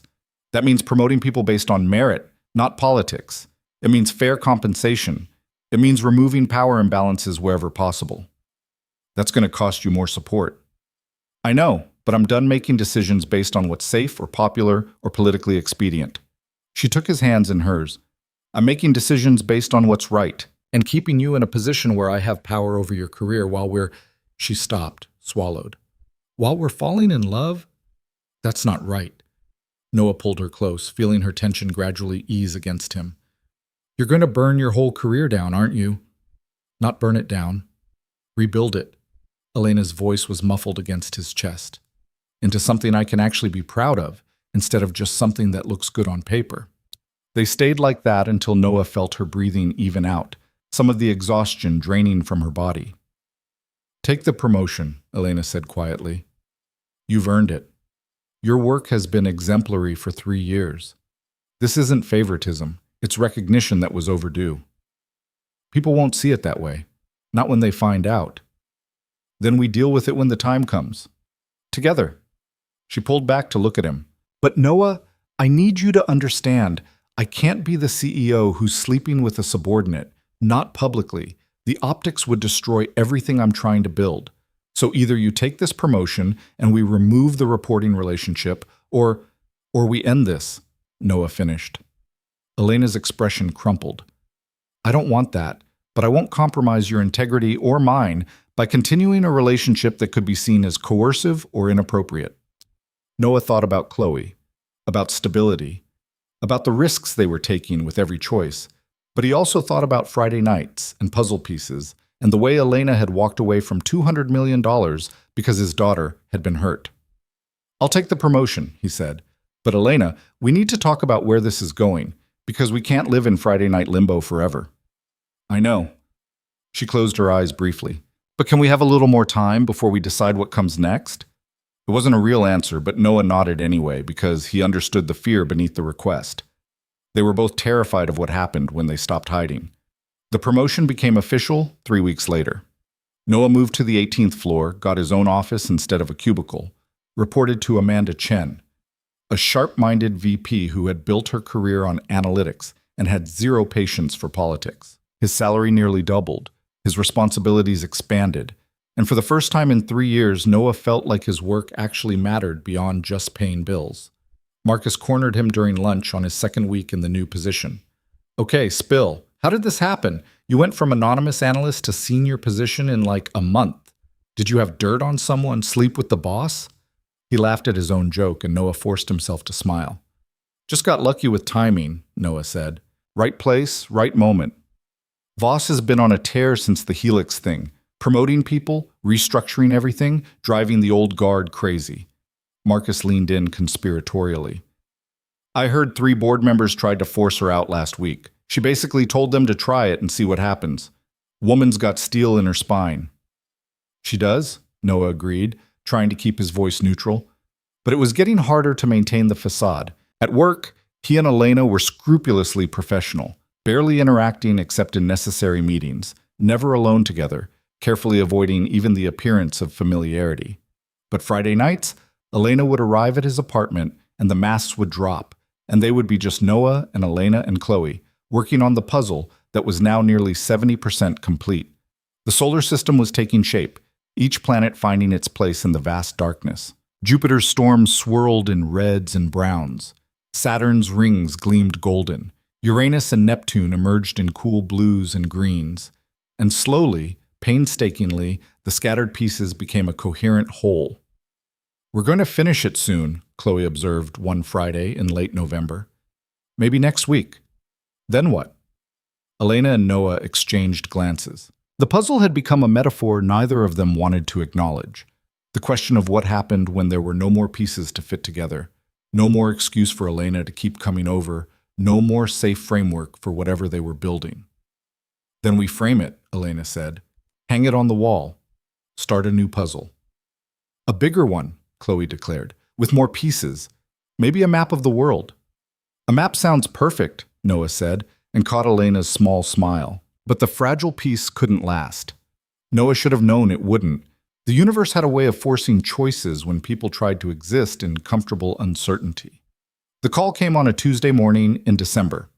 Amanda Chen's assistant, asking Noah to come to her office immediately. He arrived to find Amanda behind her desk, her expression carefully neutral in a way that made his stomach drop. "Close the door and sit down," she said. Noah did, his mind already racing through possibilities. "I received an interesting email this morning," Amanda continued. Anonymous. Sent through a remailer so it couldn't be traced. Want to guess what it contained? Noah's mouth went dry. "I don't—" "Photos," Amanda interrupted. "Of you and Elena Voss, entering your apartment building together. Her car parked on your street multiple times over several months. Timestamps showing patterns. Fridays, specifically." She pulled out a printed copy and slid it across the desk. "Someone's been watching you." The photo showed Elena at Noah's building entrance, clear as day. Another showed them through his apartment window, just silhouettes, but recognizable. A third captured Elena leaving late one Friday night, Noah standing in the doorway. "I'm required to report this to HR," Amanda said. "But before I do, I want to hear your side. Is there a relationship between you and Miss Voss?" Noah's first instinct was to deny, to protect Elena, to maintain the carefully constructed fiction they'd been living in. But looking at the photos, he knew that option was gone. "Yes," he said quietly. "There is." Amanda leaned back in her chair. "How long?" "About 4 months, since October." "While you were still reporting to her?" "Not directly. I was 3 levels down from her position. We never interacted professionally beyond standard company protocols." Noah met her eyes. "And that's why she restructured the department, to remove any appearance of impropriety." "So she promoted you to eliminate the power dynamic while continuing the relationship?" "She promoted me because my work warranted it. The restructuring was about more than just us. 6 people were promoted, entire reporting chains were reorganized. Check the documentation. My performance reviews for the past 3 years are all exemplary, and they all predate any personal relationship." Amanda was quiet for a long moment. "You understand how this looks?" "I do." "You understand that regardless of your actual merit, people will assume you slept your way into this position." The words hit like a slap, but Noah forced himself to stay calm. "Yes." "And Ms. Voss, her judgment is already under scrutiny after the Helix situation. This will be ammunition for anyone who wants to question her leadership." "I know that too." Noah's hands clenched on the armrests. "What happens now?" "Now I report this to HR and legal. They'll investigate. Interview both of you separately. Review all employment decisions made regarding your position. Determine if there was any actual impropriety or if this was handled appropriately." Amanda's expression softened slightly. "For what it's worth, Noah, you're good at your work. I've reviewed your analysis, it's solid. But that's not going to matter to a lot of people once this gets out." "I understand. Does Ms. Voss know someone's been watching you?" "No, I didn't know until right now." Amanda nodded slowly. "I'm going to make this call. You should probably give her a heads up before HR contacts her. And Noah, get a lawyer. Even if you did nothing wrong, this is going to get complicated." Noah left her office feeling like he was walking through a dream. His phone felt heavy in his pocket. He made it to the privacy of his own office before pulling it out with shaking hands. "Someone sent photos to my VP. We've been watched. HR is going to call you." 3 dots appeared immediately, then disappeared. Then appeared again. Finally, "I'm coming to your office. Don't talk to anyone until I get there." "Elena, you can't. People will see. I don't care anymore. I'm coming." 15 minutes later, Elena Voss walked onto the 18th floor like a force of nature. Employees stopped what they were doing, watching in stunned silence as the CEO crossed directly to Noah's office and closed the door behind her. "Show me," she said without preamble. Noah pulled up the photos on his computer. Amanda had sent him copies. Elena studied them with the focused intensity she brought to board presentations, her expression hardening with each image. "Professional surveillance," she said finally. "These angles, the quality, the systematic documentation. Someone hired a private investigator." "Who would do that?" Elena's jaw tightened. "Someone who wants to discredit me." Someone who's been looking for ammunition since I walked away from Helix. She pulled out her phone. I'm calling my lawyer, right now, before HR can control the narrative. Elena, wait. No. Her voice was steel. I'm done waiting, done hiding, done pretending that what we have is somehow shameful or wrong. She looked at him, and her eyes were blazing. You were right. We can't live in Friday night limbo forever. Someone just made that choice for us. She made the call, speaking in rapid-fire legal terminology that Noah could barely follow. When she hung up, she turned to him with an expression of grim determination. My lawyer is contacting HR directly. She's providing them with a complete timeline of our relationship, documentation of the restructuring, evidence that all employment decisions regarding you were merit-based and properly vetted through appropriate channels. Elena moved closer. And she's making it clear that if this turns into a witch hunt, we'll respond with legal action for harassment and invasion of privacy. This is going to destroy you, Noah said quietly. It's going to try to destroy me. There's a difference. Elena took his hands. I've spent 4 months being careful, being strategic, making sure every move was defensible. And you know what? Someone still found a way to use it against us. So we can either keep hiding and let them control the narrative, or we can own this on our terms. What does that mean? It means I'm done apologizing for choosing someone who makes me happy. It means I'm not going to let anyone shame me for having a relationship with someone I respect and care about. Her grip tightened. It means we stop hiding. Today. Now. Elena, think about what you're saying. I have thought about it for months. I've run every scenario, calculated every risk, prepared for every contingency. Her eyes met his, unwavering. And the only scenario I can't accept is the one where I lose you, because I was too afraid to fight for this. Before Noah could respond, there was a knock at the door. Amanda Chen stood outside, her expression carefully professional. Ms. Voss, she said when Elena opened the door, HR is requesting both of you for a meeting, immediately. Tell them we'll be there in 20 minutes, Elena said calmly. We're consulting with legal counsel first. Amanda's eyebrows rose slightly, but she nodded. 20 minutes. When she left, Elena turned back to Noah. Here's what's going to happen. We're going to walk into that meeting together. We're going to tell them the complete truth about our relationship. When it started, how we've handled it, why the restructuring was necessary and appropriate. We're going to provide documentation supporting every claim. And then we're going to make it clear that our personal relationship is exactly that, personal. Not subject to company oversight beyond ensuring no actual impropriety occurred. They could fire me, Noah said. Use this as an excuse to eliminate the problem. They could try, but I still own 38% of this company, and I'll make it very clear that any retaliation against you will result in consequences. Elena's expression turned fierce. I didn't walk away from $200 million just to let some anonymous coward with a camera destroy what we've built. Noah felt something shift in his chest, the last resistance crumbling. You're really doing this, going public, fighting for us. Did you think I wouldn't? Elena cupped his face in her hands. Noah, you changed my life.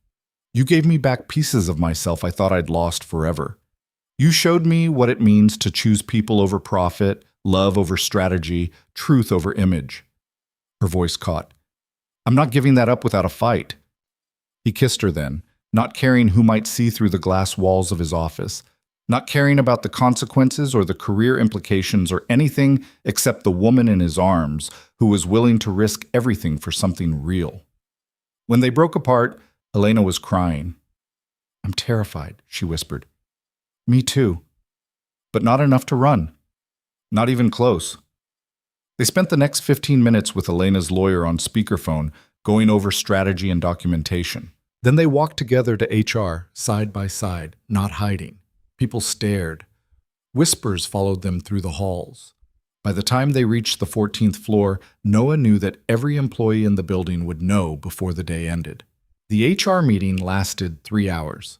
Patricia Morris and 2 other HR executives, plus a company lawyer, questioned them methodically about every aspect of their relationship. Elena's lawyer participated remotely, ensuring every question was appropriate and every answer was protected. Noah told the truth.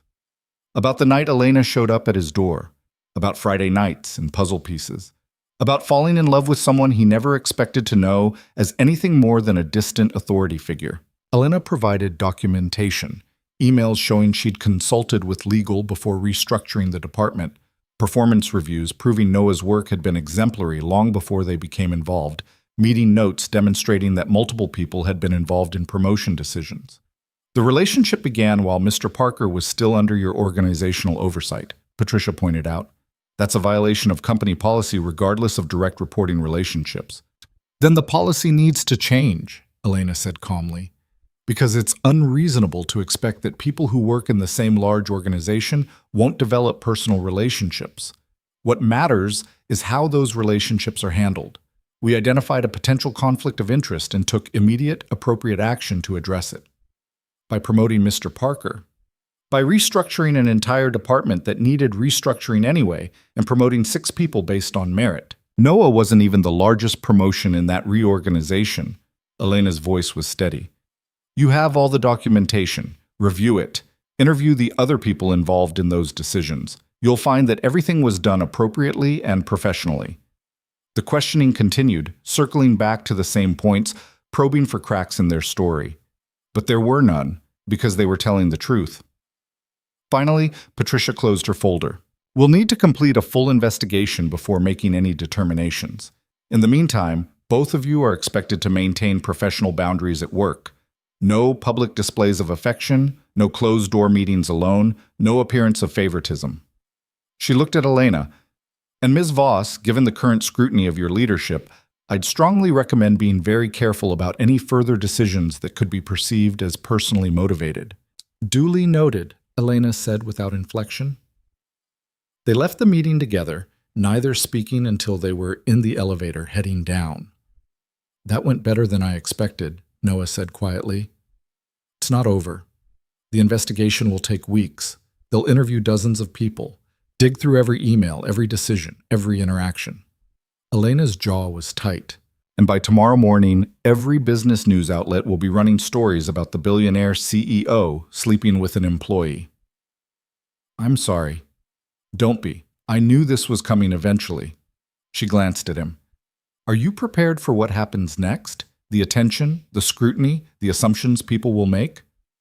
Noah thought about Chloe, about protecting her from the fallout. How bad will it get? Bad. Reporters might show up at your apartment.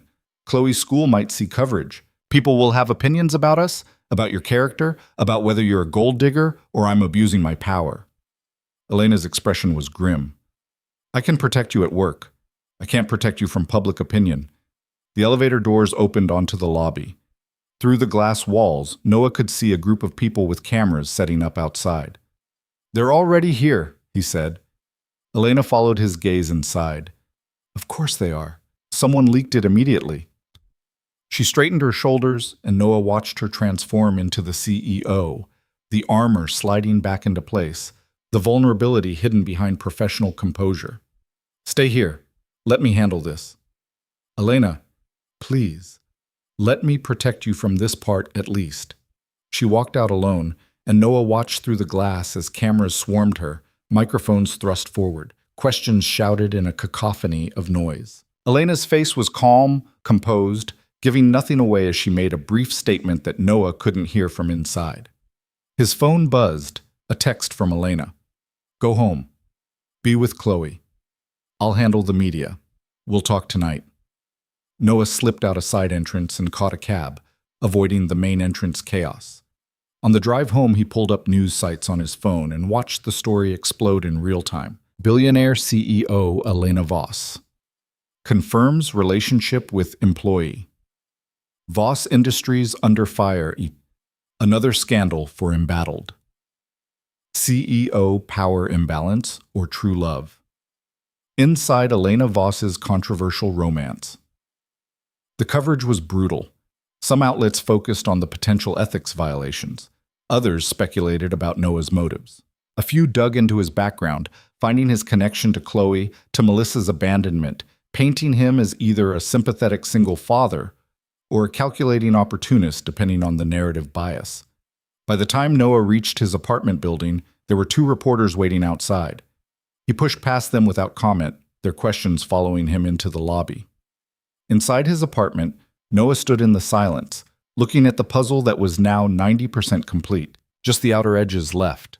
The deep space between planets, the darkness that held everything together. His phone rang. Chloe's school. Mr. Parker, we've had several reporters attempting to access school grounds asking about Chloe. We've sent them away, but I wanted to alert you to the situation. Noah closed his eyes, feeling the weight of consequences crushing down. This was what Elena had warned him about. What he'd known intellectually but hadn't fully understood until now. Their choice didn't just affect them. It radiated outward, touching everyone connected to them. Thank you for letting me know, he managed. I'll pick her up early today. That's probably wise. Some of the parents have been... The principal hesitated. There's been talk about the suspension, about Ms. Voss's decision regarding the Helix merger. Some people are making connections that may or may not be accurate.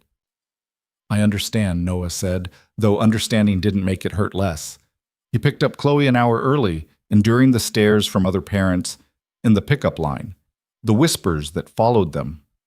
In the car, Chloe was unusually quiet. Kids were saying stuff, she finally said, about you and Elena, about you being on the news.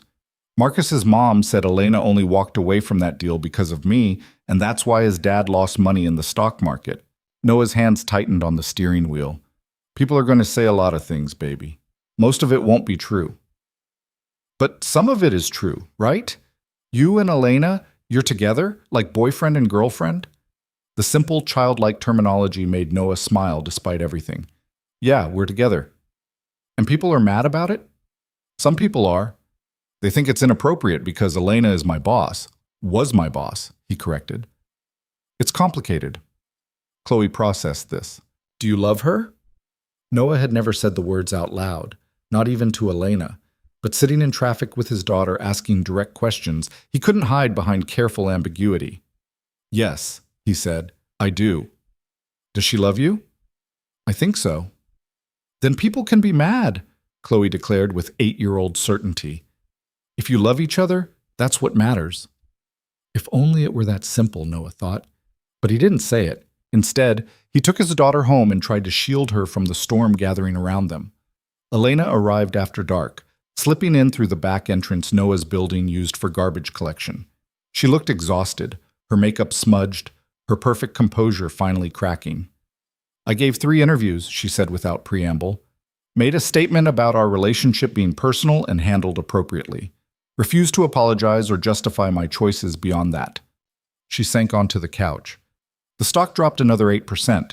The board is calling an emergency meeting. Half the executive team thinks I've lost my mind. Noah sat beside her and she immediately curled into his side. Maybe they're right, she whispered. Maybe I have lost my mind. Maybe I'm destroying everything my father built, everything I've worked for, all for what? Noah asked gently. Elena looked up at him, and her eyes were swimming with tears. For the chance to be happy. For Friday nights and puzzle pieces and a little girl who thinks I'm worth knowing. For you. Her voice broke. Is that crazy? To risk everything for something as simple as being happy? Noah kissed her forehead. If it is, then we're both crazy. I'm scared, Noah. I'm so scared this is going to blow up and hurt you and Chloe and everything will fall apart. Then we'll build it back, together. How can you be so calm? I'm not calm. I'm terrified. Noah pulled back to look at her. But I'm also sure. About you. About us. About the fact that whatever happens next, I don't regret a single moment. Elena's tears spilled over. I love you, she said. I should have said it weeks ago, but I was too afraid. But I'm saying it now. I love you, Noah Parker. I love your integrity and your patience and the way you love your daughter. I love that you see me as a person instead of a position. I love... Noah kissed her quiet, tasting salt and desperation and hope all mixed together. When they finally broke apart, both breathing hard, Elena whispered against his mouth, What do we do now? We finish the puzzle, Noah said. We deal with tomorrow when it comes, and we stop apologizing for choosing each other. So that's what they did. They called Chloe out from her bedroom, and the three of them sat on the floor working on the last sections of the solar system while outside the world judged and speculated and demanded answers they weren't ready to give. But in that moment, surrounded by puzzle pieces and the two people who mattered most, Noah felt something he hadn't felt in years. Peace. Not because their problems were solved, not because the path forward was clear, but because for the first time since that night at 4 a.m. when Elena had knocked on his door, they'd stopped hiding. They'd chosen each other, publicly, irrevocably, and whatever came next, they would face it together. The emergency board meeting was scheduled for Friday morning, exactly 1 week after the photos surfaced. Elena spent the intervening days locked in strategy sessions with her lawyer, preparing documentation, building her defense against an attack she knew was coming. Noah watched her transform back into the CEO he'd first known, cold, controlled, unreachable, except for the brief moments when she'd arrive at his apartment after midnight, crawl into his arms, and let the armor fall. "They're going to ask for my resignation," she said Wednesday night, her voice muffled against his chest. "Lawrence Whitmore got himself appointed to the board last month, him and 3 allies. They have enough votes to force me out if they can convince the moderates that I've become a liability." "Can they actually do that? You own 38% of the stock, not of the voting rights. My father structured it so that board seats are determined by a different mechanism. He was protecting the company from hostile takeovers, but..." Her laugh was bitter. He never imagined the hostile takeover would come from inside. Noah ran his fingers through her hair, feeling her tension gradually ease. "What's your play?" "Transparency, full disclosure. Show them that every decision I made regarding you was documented, vetted, and appropriate. Force them to either accept that I acted ethically or admit they're trying to remove me for having a personal life." She pulled back to look at him. "But Noah, if they do force me out, if I lose the company, I need you to know that I don't regret it, any of it." "You'll regret it if you lose," Noah said honestly. "Not us, but the company, what you've built, what it represents." "Maybe, probably." Elena's eyes were bright in the darkness. "But I'll regret losing you more.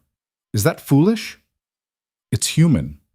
"That seems to be my problem lately." She smiled slightly. "Being too human for my own good." Thursday night, Noah couldn't convince her to come over.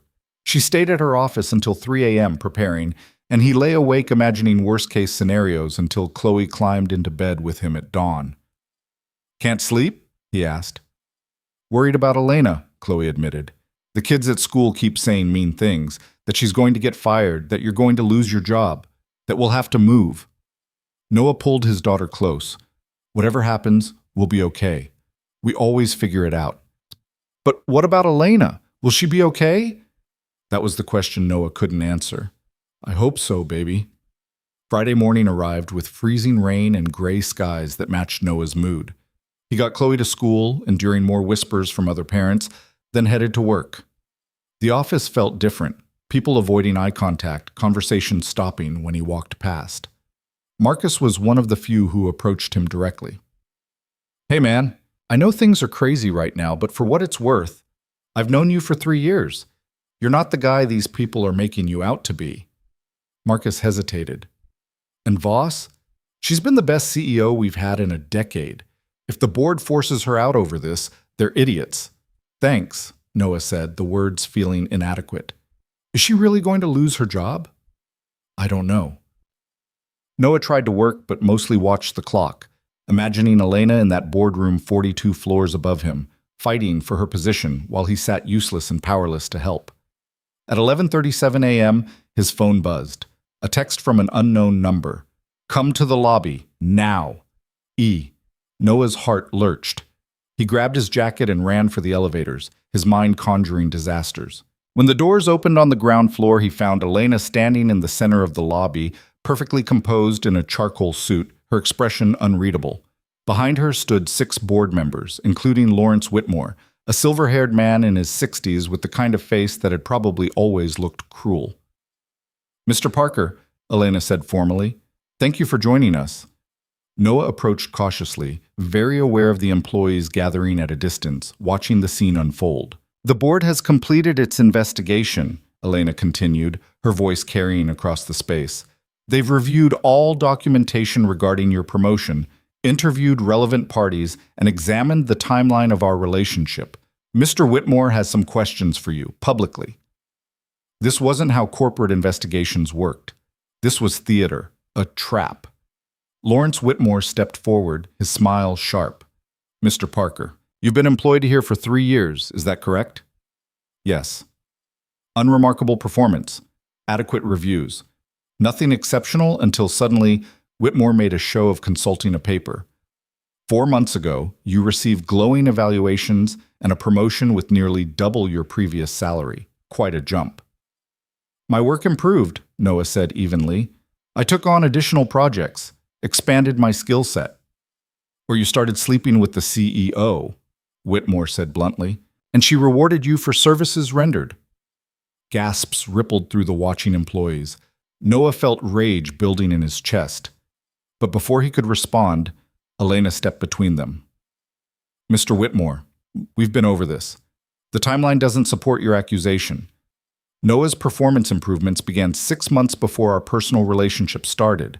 The promotion decisions involved multiple executives and were thoroughly documented by people who report to you, Whitmore interrupted. People who knew exactly what you wanted them to say. He turned to address the crowd. This is what happens when we allow personal feelings to compromise professional judgment. Ms. Voss has demonstrated repeatedly that she cannot separate emotion from business. The Helix disaster.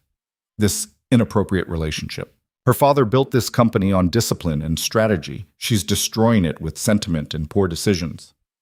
My father, Elena said, her voice cutting like a blade, built this company on the backs of underpaid employees and unethical partnerships. I've been cleaning up his messes for 6 years while you and your friends tried to maintain the same corrupt system that made you wealthy. You're emotional, unstable. You just proved my point. Whitmore's smile widened. The board has voted. We're asking for your resignation, effective immediately. The lobby went dead silent. Noah watched Elena's face, waiting for her to break, to rage, to fight back with the fury he knew she was capable of. Instead, she smiled. No, Elena said calmly. Whitmore's expression flickered. I'm sorry? I said no, I'm not resigning. Elena pulled out her phone and tapped the screen. But I am releasing something, right now. On the massive display screen in the lobby, usually reserved for stock prices and company announcements, a video began playing. Security camera footage time-stamped from 6 weeks ago. Lawrence Whitmore in a restaurant, meeting with 2 other board members and a man Noah didn't recognize. The audio quality was poor, but their voices were clear enough. We need ammunition against Voss. Something personal. Something that makes her look unstable. That was Whitmore's voice. The employee she's been seeing, the single father. If we can prove impropriety, one of the other board members. Hire someone to document it. Photos, patterns, anything that suggests she's abusing her position. Whitmore again. Then leak it at the right moment. Make it look like concerned employees coming forward. The video froze on Whitmore's face. Elena turned to address the watching crowd, her voice steady and clear. Mr. Whitmore hired a private investigator to surveil my personal life, not to protect company interests, to manufacture a scandal. He leaked those photos to create exactly this moment. The goal wasn't to investigate potential ethics violations. It was to force me out so he and his associates could regain control of the company. That's taken out of context, Whitmore stammered. It's a complete recording, 43 minutes. I have it all, including the part where you discuss reinstating partnerships with companies I terminated for labor violations. The part where you plan to reverse our employee compensation improvements to increase profit margins. The part where you admit the Helix merger would have resulted in massive layoffs that you intended to blame on my mismanagement. Elena's eyes were cold. Did you really think I wouldn't find out? That I wouldn't protect myself against this kind of attack? How did you... The restaurant owner is a friend. She was concerned when she recognized you meeting with known corporate raiders. So she called me, and I requested the footage. Elena stepped closer to Whitmore. You wanted to paint me as emotional and unstable. But everything I've done has been strategic. Every decision documented. Every risk calculated. Including this one. She pulled out another phone. Noah realized it was being used to record and turned to face the crowd directly. I'm not resigning, but I am making some changes. Effective immediately, I'm calling a shareholder vote to remove Mr. Whitmore and his 3 associates from the board for conspiracy to undermine company leadership and for violating their fiduciary duty. I have documentation proving they plan to reverse employee protections, reinstate unethical partnerships, and manipulate stock prices for personal gain. It's all being released to shareholders and the SEC as we speak. Whitmore's face went white. You can't. The SEC investigation alone will tank the stock. Better temporary damage from transparency than long-term rot from corruption. Elena's voice carried across the lobby. I've spent 6 years trying to build something worth being proud of. I'm not letting you tear it down because you're threatened by a CEO who actually cares about more than quarterly returns. She turned to Noah, and her expression softened. And as for my relationship with Mr. Parker, yes, we're involved. Yes, I restructured his reporting chain to eliminate any power imbalance. Yes, I love him. And no, I won't apologize for it or pretend it's shameful. The words echoed through the space. Noah felt every eye on him, but he couldn't look away from Elena. My personal life is exactly that. Personal, Elena continued. As long as I handle professional responsibilities ethically and transparently, who I love is nobody's business but my own.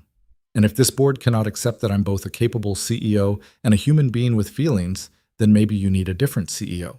But I won't be bullied into resignation by people who think personal happiness is incompatible with professional excellence. She handed the recording phone to the head of security. Mr. Whitmore and his associates are being escorted from the building. The full board will reconvene Monday morning to vote on their removal. In the meantime, Elena's gaze swept the lobby. We have work to do. This company runs on the efforts of every person here, not on the manipulations of corrupt board members. So let's get back to it. The crowd slowly dispersed, whispers following them. Whitmore and 3 other board members were led away, their protests fading, and Noah was left standing in the lobby with Elena, very aware that dozens of people were still watching through glass walls and from upper floors. That was, Noah started, risky, possibly reckless. Definitely going to have consequences I haven't fully calculated. Elena's hands were shaking slightly. But I'm done playing defense, done letting people like Whitmore control the narrative. You recorded them conspiring against you. I protected myself, there's a difference. She finally looked at him directly. And I meant what I said, about not apologizing, about loving you. Noah was very aware they were being watched, that this moment would be dissected and analyzed and turned into corporate legend. But he didn't care anymore. I love you too, he said clearly, in case that wasn't obvious. Elena's smile was tremulous. It was becoming apparent, but it's nice to hear it confirmed. What happens now?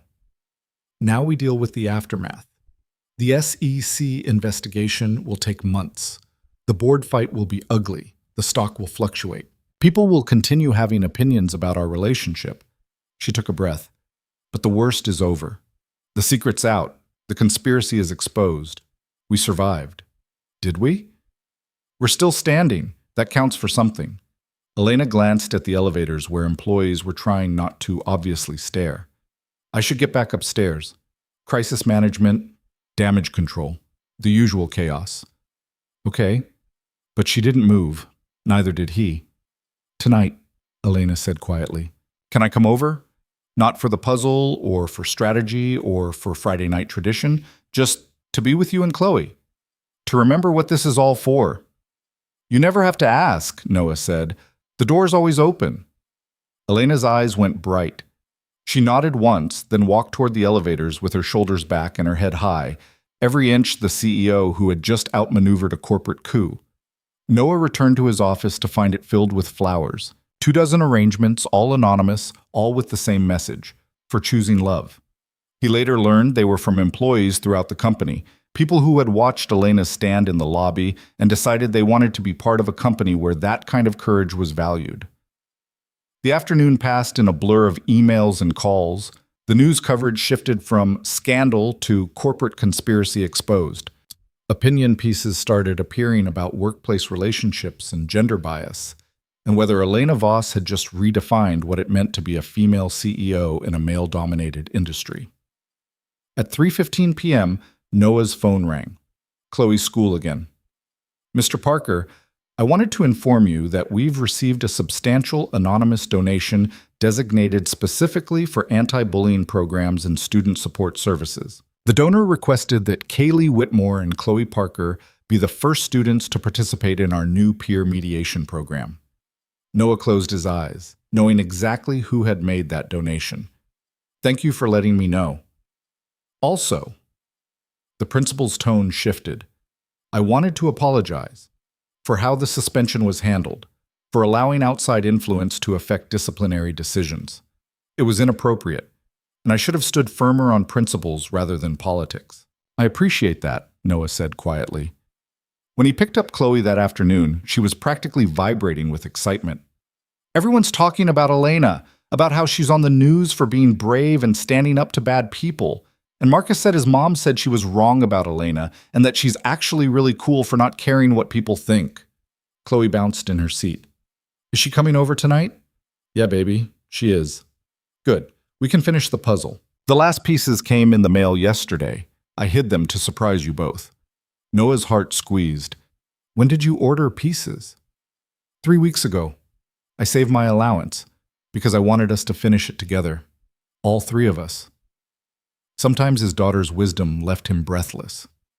Elena arrived at 7 carrying pizza and wearing jeans and looking exhausted but lighter somehow, like she'd been carrying a weight for months that had finally been lifted. Chloe launched herself at Elena immediately, hugging her with the unself-conscious affection of someone who loved without calculation or fear. You were so cool today, Chloe declared, like a superhero taking down the bad guys. Elena laughed. A real laugh, the kind Noah had heard so rarely that each instance felt precious. I don't know about superhero, but thank you. Are you still going to be the boss? I think so. Probably. We'll find out Monday. Good. Because Daddy's happier when you're around, and I like you, so you should keep being the boss and keep coming over. I like you too, Elena said softly. Very much.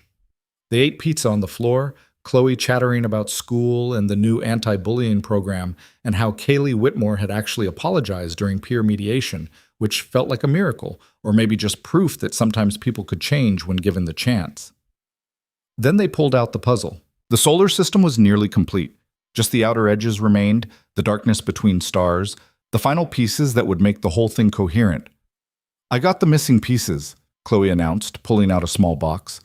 The ones we thought were lost. They came from the company. I emailed them 3 weeks ago, and they sent replacements for free. She dumped them on the floor. Maybe 50 pieces, edges and corners that had been genuinely missing from the original set. You emailed a puzzle company? Noah asked, amazed. I wanted us to finish it right, with all the pieces. No gaps. Chloe started sorting immediately. Come on, we can do it tonight if we work together. So they did. The three of them, cross-legged on the floor, fitting pieces into place with increasing excitement as the puzzle took its final form. Jupiter's storms connected to the darkness beyond. Saturn's rings completed. The asteroid belt filled in. The space between planets gradually resolved from chaos into order. Elena placed the last corner piece at 9:47 p.m., and they all sat back to look at what they'd built. The solar system, complete. 5,000 pieces that had been scattered and confused, now forming something beautiful and whole. We did it, Chloe breathed. It's perfect. It is, Elena agreed. And when Noah looked at her, tears were streaming down her face. Hey, he said softly. You okay? I'm better than okay. Elena wiped at her eyes, laughing at herself. I didn't think I could have this. A normal Friday night with people I love, doing something as simple as finishing a puzzle. I thought I'd traded away the possibility of normal when I became CEO. That I had to choose between having power and having a life. You don't have to choose, Chloe said matter-of-factly. You can have both. You're having both right now. Elena looked at the 8-year-old with something like wonder. You're absolutely right. I am, aren't I? Noah pulled Elena close, and Chloe immediately burrowed between them, creating a tangle of limbs and warmth. What do we do with it now? Chloe asked, studying the completed puzzle. We frame it, Noah said. Hang it somewhere we can always see it. Where? Noah and Elena exchanged glances. The question carried more weight than Chloe realized. Where did you hang a puzzle that represented 6 months of Friday nights and falling in love and building something impossible? We'll figure it out, Elena said softly. The SEC investigation concluded 2 months later with Lawrence Whitmore and 2 associates facing charges for securities fraud and conspiracy. The board vote to remove them was unanimous. Elena was officially cleared of any ethics violations, the independent review finding that all decisions regarding Noah's promotion had been appropriate and merit-based. The stock recovered, then climbed higher than it had been before the scandal broke. Apparently, investors liked CEOs who fought back against corruption and won, but those victories felt distant compared to the smaller, more significant changes happening in Noah's daily life. Elena coming over 3 nights a week instead of just Fridays. Chloe calling her Elena instead of Miss Voss, and gradually, tentatively, starting to test out what it might feel like to have someone else in her life who cared. They were careful with it. Noah and Elena both hyper-aware that Chloe had already lost one mother and couldn't afford to get attached to someone who might leave. But Elena kept showing up, consistently, patiently, for school plays and parent-teacher conferences and sick days and ordinary Tuesdays. She learned Chloe's favorite foods and her fears about thunderstorms and the names of all her stuffed animals. She didn't try to replace anything or force anything. She just existed in their lives, making space for herself one day at a time. In March, Noah's apartment lease came up for renewal. The building was raising rent again, and the 1 bedroom was already too small for him and Chloe, never mind the possibility of Elena staying over more regularly. They were discussing options over coffee in Noah's kitchen when Elena said very quietly, "Move in with me." Noah's hand froze halfway to his mug. "What?" "Move in with me. Both of you. I have a house in Westchester. 4 bedrooms, actual yard, good school district. Space for Chloe to have her own room. Space for you to have a home office. Space for—" Elena stopped, took a breath. "Space for us to actually build a life together, instead of constantly navigating between 2 separate worlds." "Elena, we've only been publicly together for 3 months. We've been together for 8 months. We've been doing Friday nights for nearly a year. How much longer do we wait before admitting this is real and permanent and worth investing in?" Her eyes met his. "I love you. I love Chloe. I want to wake up with you both every morning instead of driving home alone after midnight because we're worried about appearances or moving too fast. What about work? People will talk. Let them talk. We've been through worse." Elena reached across the table to take his hand. "I'm not asking you to make a decision right now. I'm just putting it out there as an option, if you want it." Noah did want it. The realization hit him like a wave. He wanted to wake up with Elena every morning, wanted Chloe to have a yard and a good school and a stable home, wanted to stop living in the careful uncertainty of separate spaces and tentative futures. "Can I think about it?" he asked. "Of course. Take all the time you need." He talked to Chloe that night, expecting resistance or fear or the protective skepticism of a child who'd been abandoned once before. Instead, she said, "Would I get my own room? Like, actually my own?" "Yeah, Elena's house has 4 bedrooms. And a yard? A big one." Chloe considered this seriously. "Would Elena be there all the time, like every morning and every night?" "Yes." "Good, I like having her around. She makes you smile more. And she's teaching me about investing, which is actually kind of cool even though it's about money." Chloe paused. "Would she be like my mom? Or just Elena?" Noah's throat tightened. "Just Elena. Unless someday you wanted something different, but there's no pressure. She's not trying to replace anyone." "Good, because I don't really remember my mom, and Elena is—" Chloe struggled for words. "She's who she is. That's enough." They moved in together in May, just as spring was turning into summer and the world felt full of possibility. The moving process was chaotic, coordinating schedules, packing up Noah's apartment, merging 2 very different lives into one shared space. But when they finally stood in the living room of Elena's house, their house, surrounded by boxes and furniture, and Chloe running through the halls shrieking with joy about her new room, Noah felt something settle in his chest. Home. This was home. They hung the completed puzzle in the living room, professionally framed, positioned where they'd see it every day. 5,000 pieces forming a perfect solar system. a reminder of how scattered things could come together into something beautiful when you had patience and help and willingness to keep trying. Life settled into new rhythms. Chloe thriving in her new school where nobody knew about suspensions or scandals. Noah excelling in his role, building a reputation independent of his relationship with Elena. Elena finding a balance between being CEO and being present, leaving work at reasonable hours, taking Sundays off, learning that the company could survive without her constant attention. They learned each other's routines and quirks and boundaries. They fought sometimes, about parenting approaches, about work-life balance, about whose turn it was to handle the endless bureaucracy of running a household. But they fought fair, and they always came back to the same truth. Whatever challenges they faced them together. One Saturday in July, nearly a year after that night at 4 a.m., when Elena had knocked on Noah's door, they sat on the back porch watching Chloe play with the dog they'd adopted 2 weeks earlier, a golden retriever puppy that Chloe had named Jupiter. "Do you ever regret it?" Elena asked quietly. "Opening that door? Letting me in? Everything that came after?" Noah thought about the question seriously. The chaos, the scandal, the scrutiny, the fear. All of it had been real and difficult and sometimes overwhelming. But he also thought about Friday nights and puzzle pieces. About Elena learning to be human again. About Chloe having someone else in her corner. About waking up every morning next to someone who chose him and kept choosing him every single day. "Not for a second," he said. Elena rested her head on his shoulder. "Me either." They sat in comfortable silence, watching the dog chase Chloe around the yard, watching the summer evening light turn everything golden, watching their impossible family exist in an ordinary moment that felt absolutely extraordinary. "We should start a new puzzle," Elena said eventually. "Something bigger, more complicated." "A map of the world," Noah remembered. "That's what Chloe wanted." "Perfect. We can work on it together. Take our time. Figure it out piece by piece." Noah kissed the top of her head. "Sounds like a metaphor."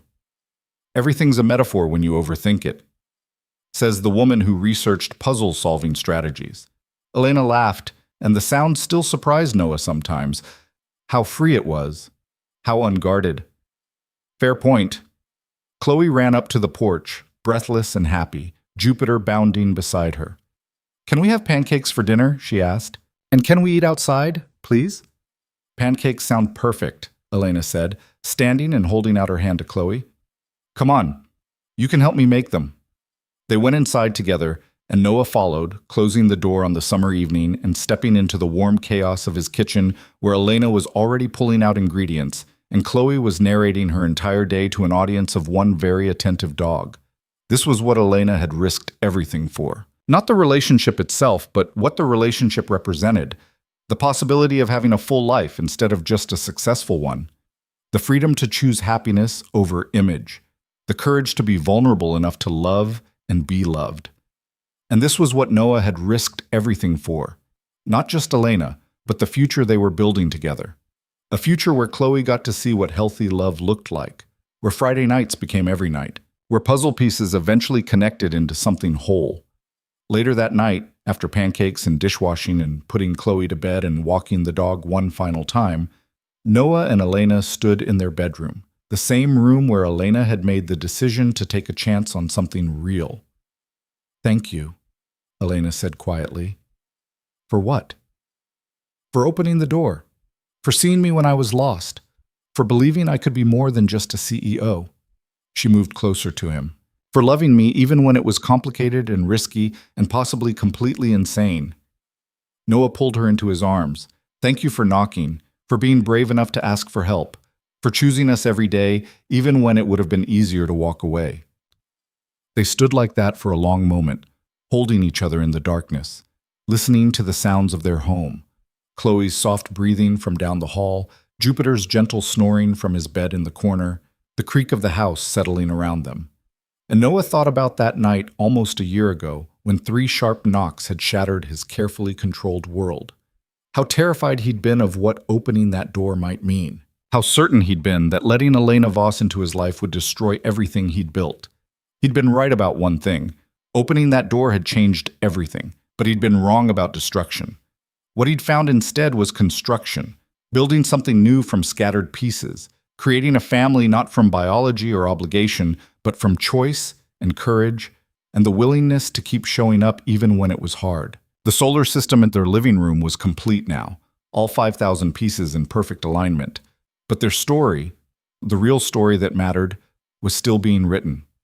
One day at a time, one choice at a time, one moment of courage at a time. And as Noah held Elena close and listened to their daughter sleep safely down the hall and their dog dream peacefully in the corner, he knew with absolute certainty that every risk had been worth it.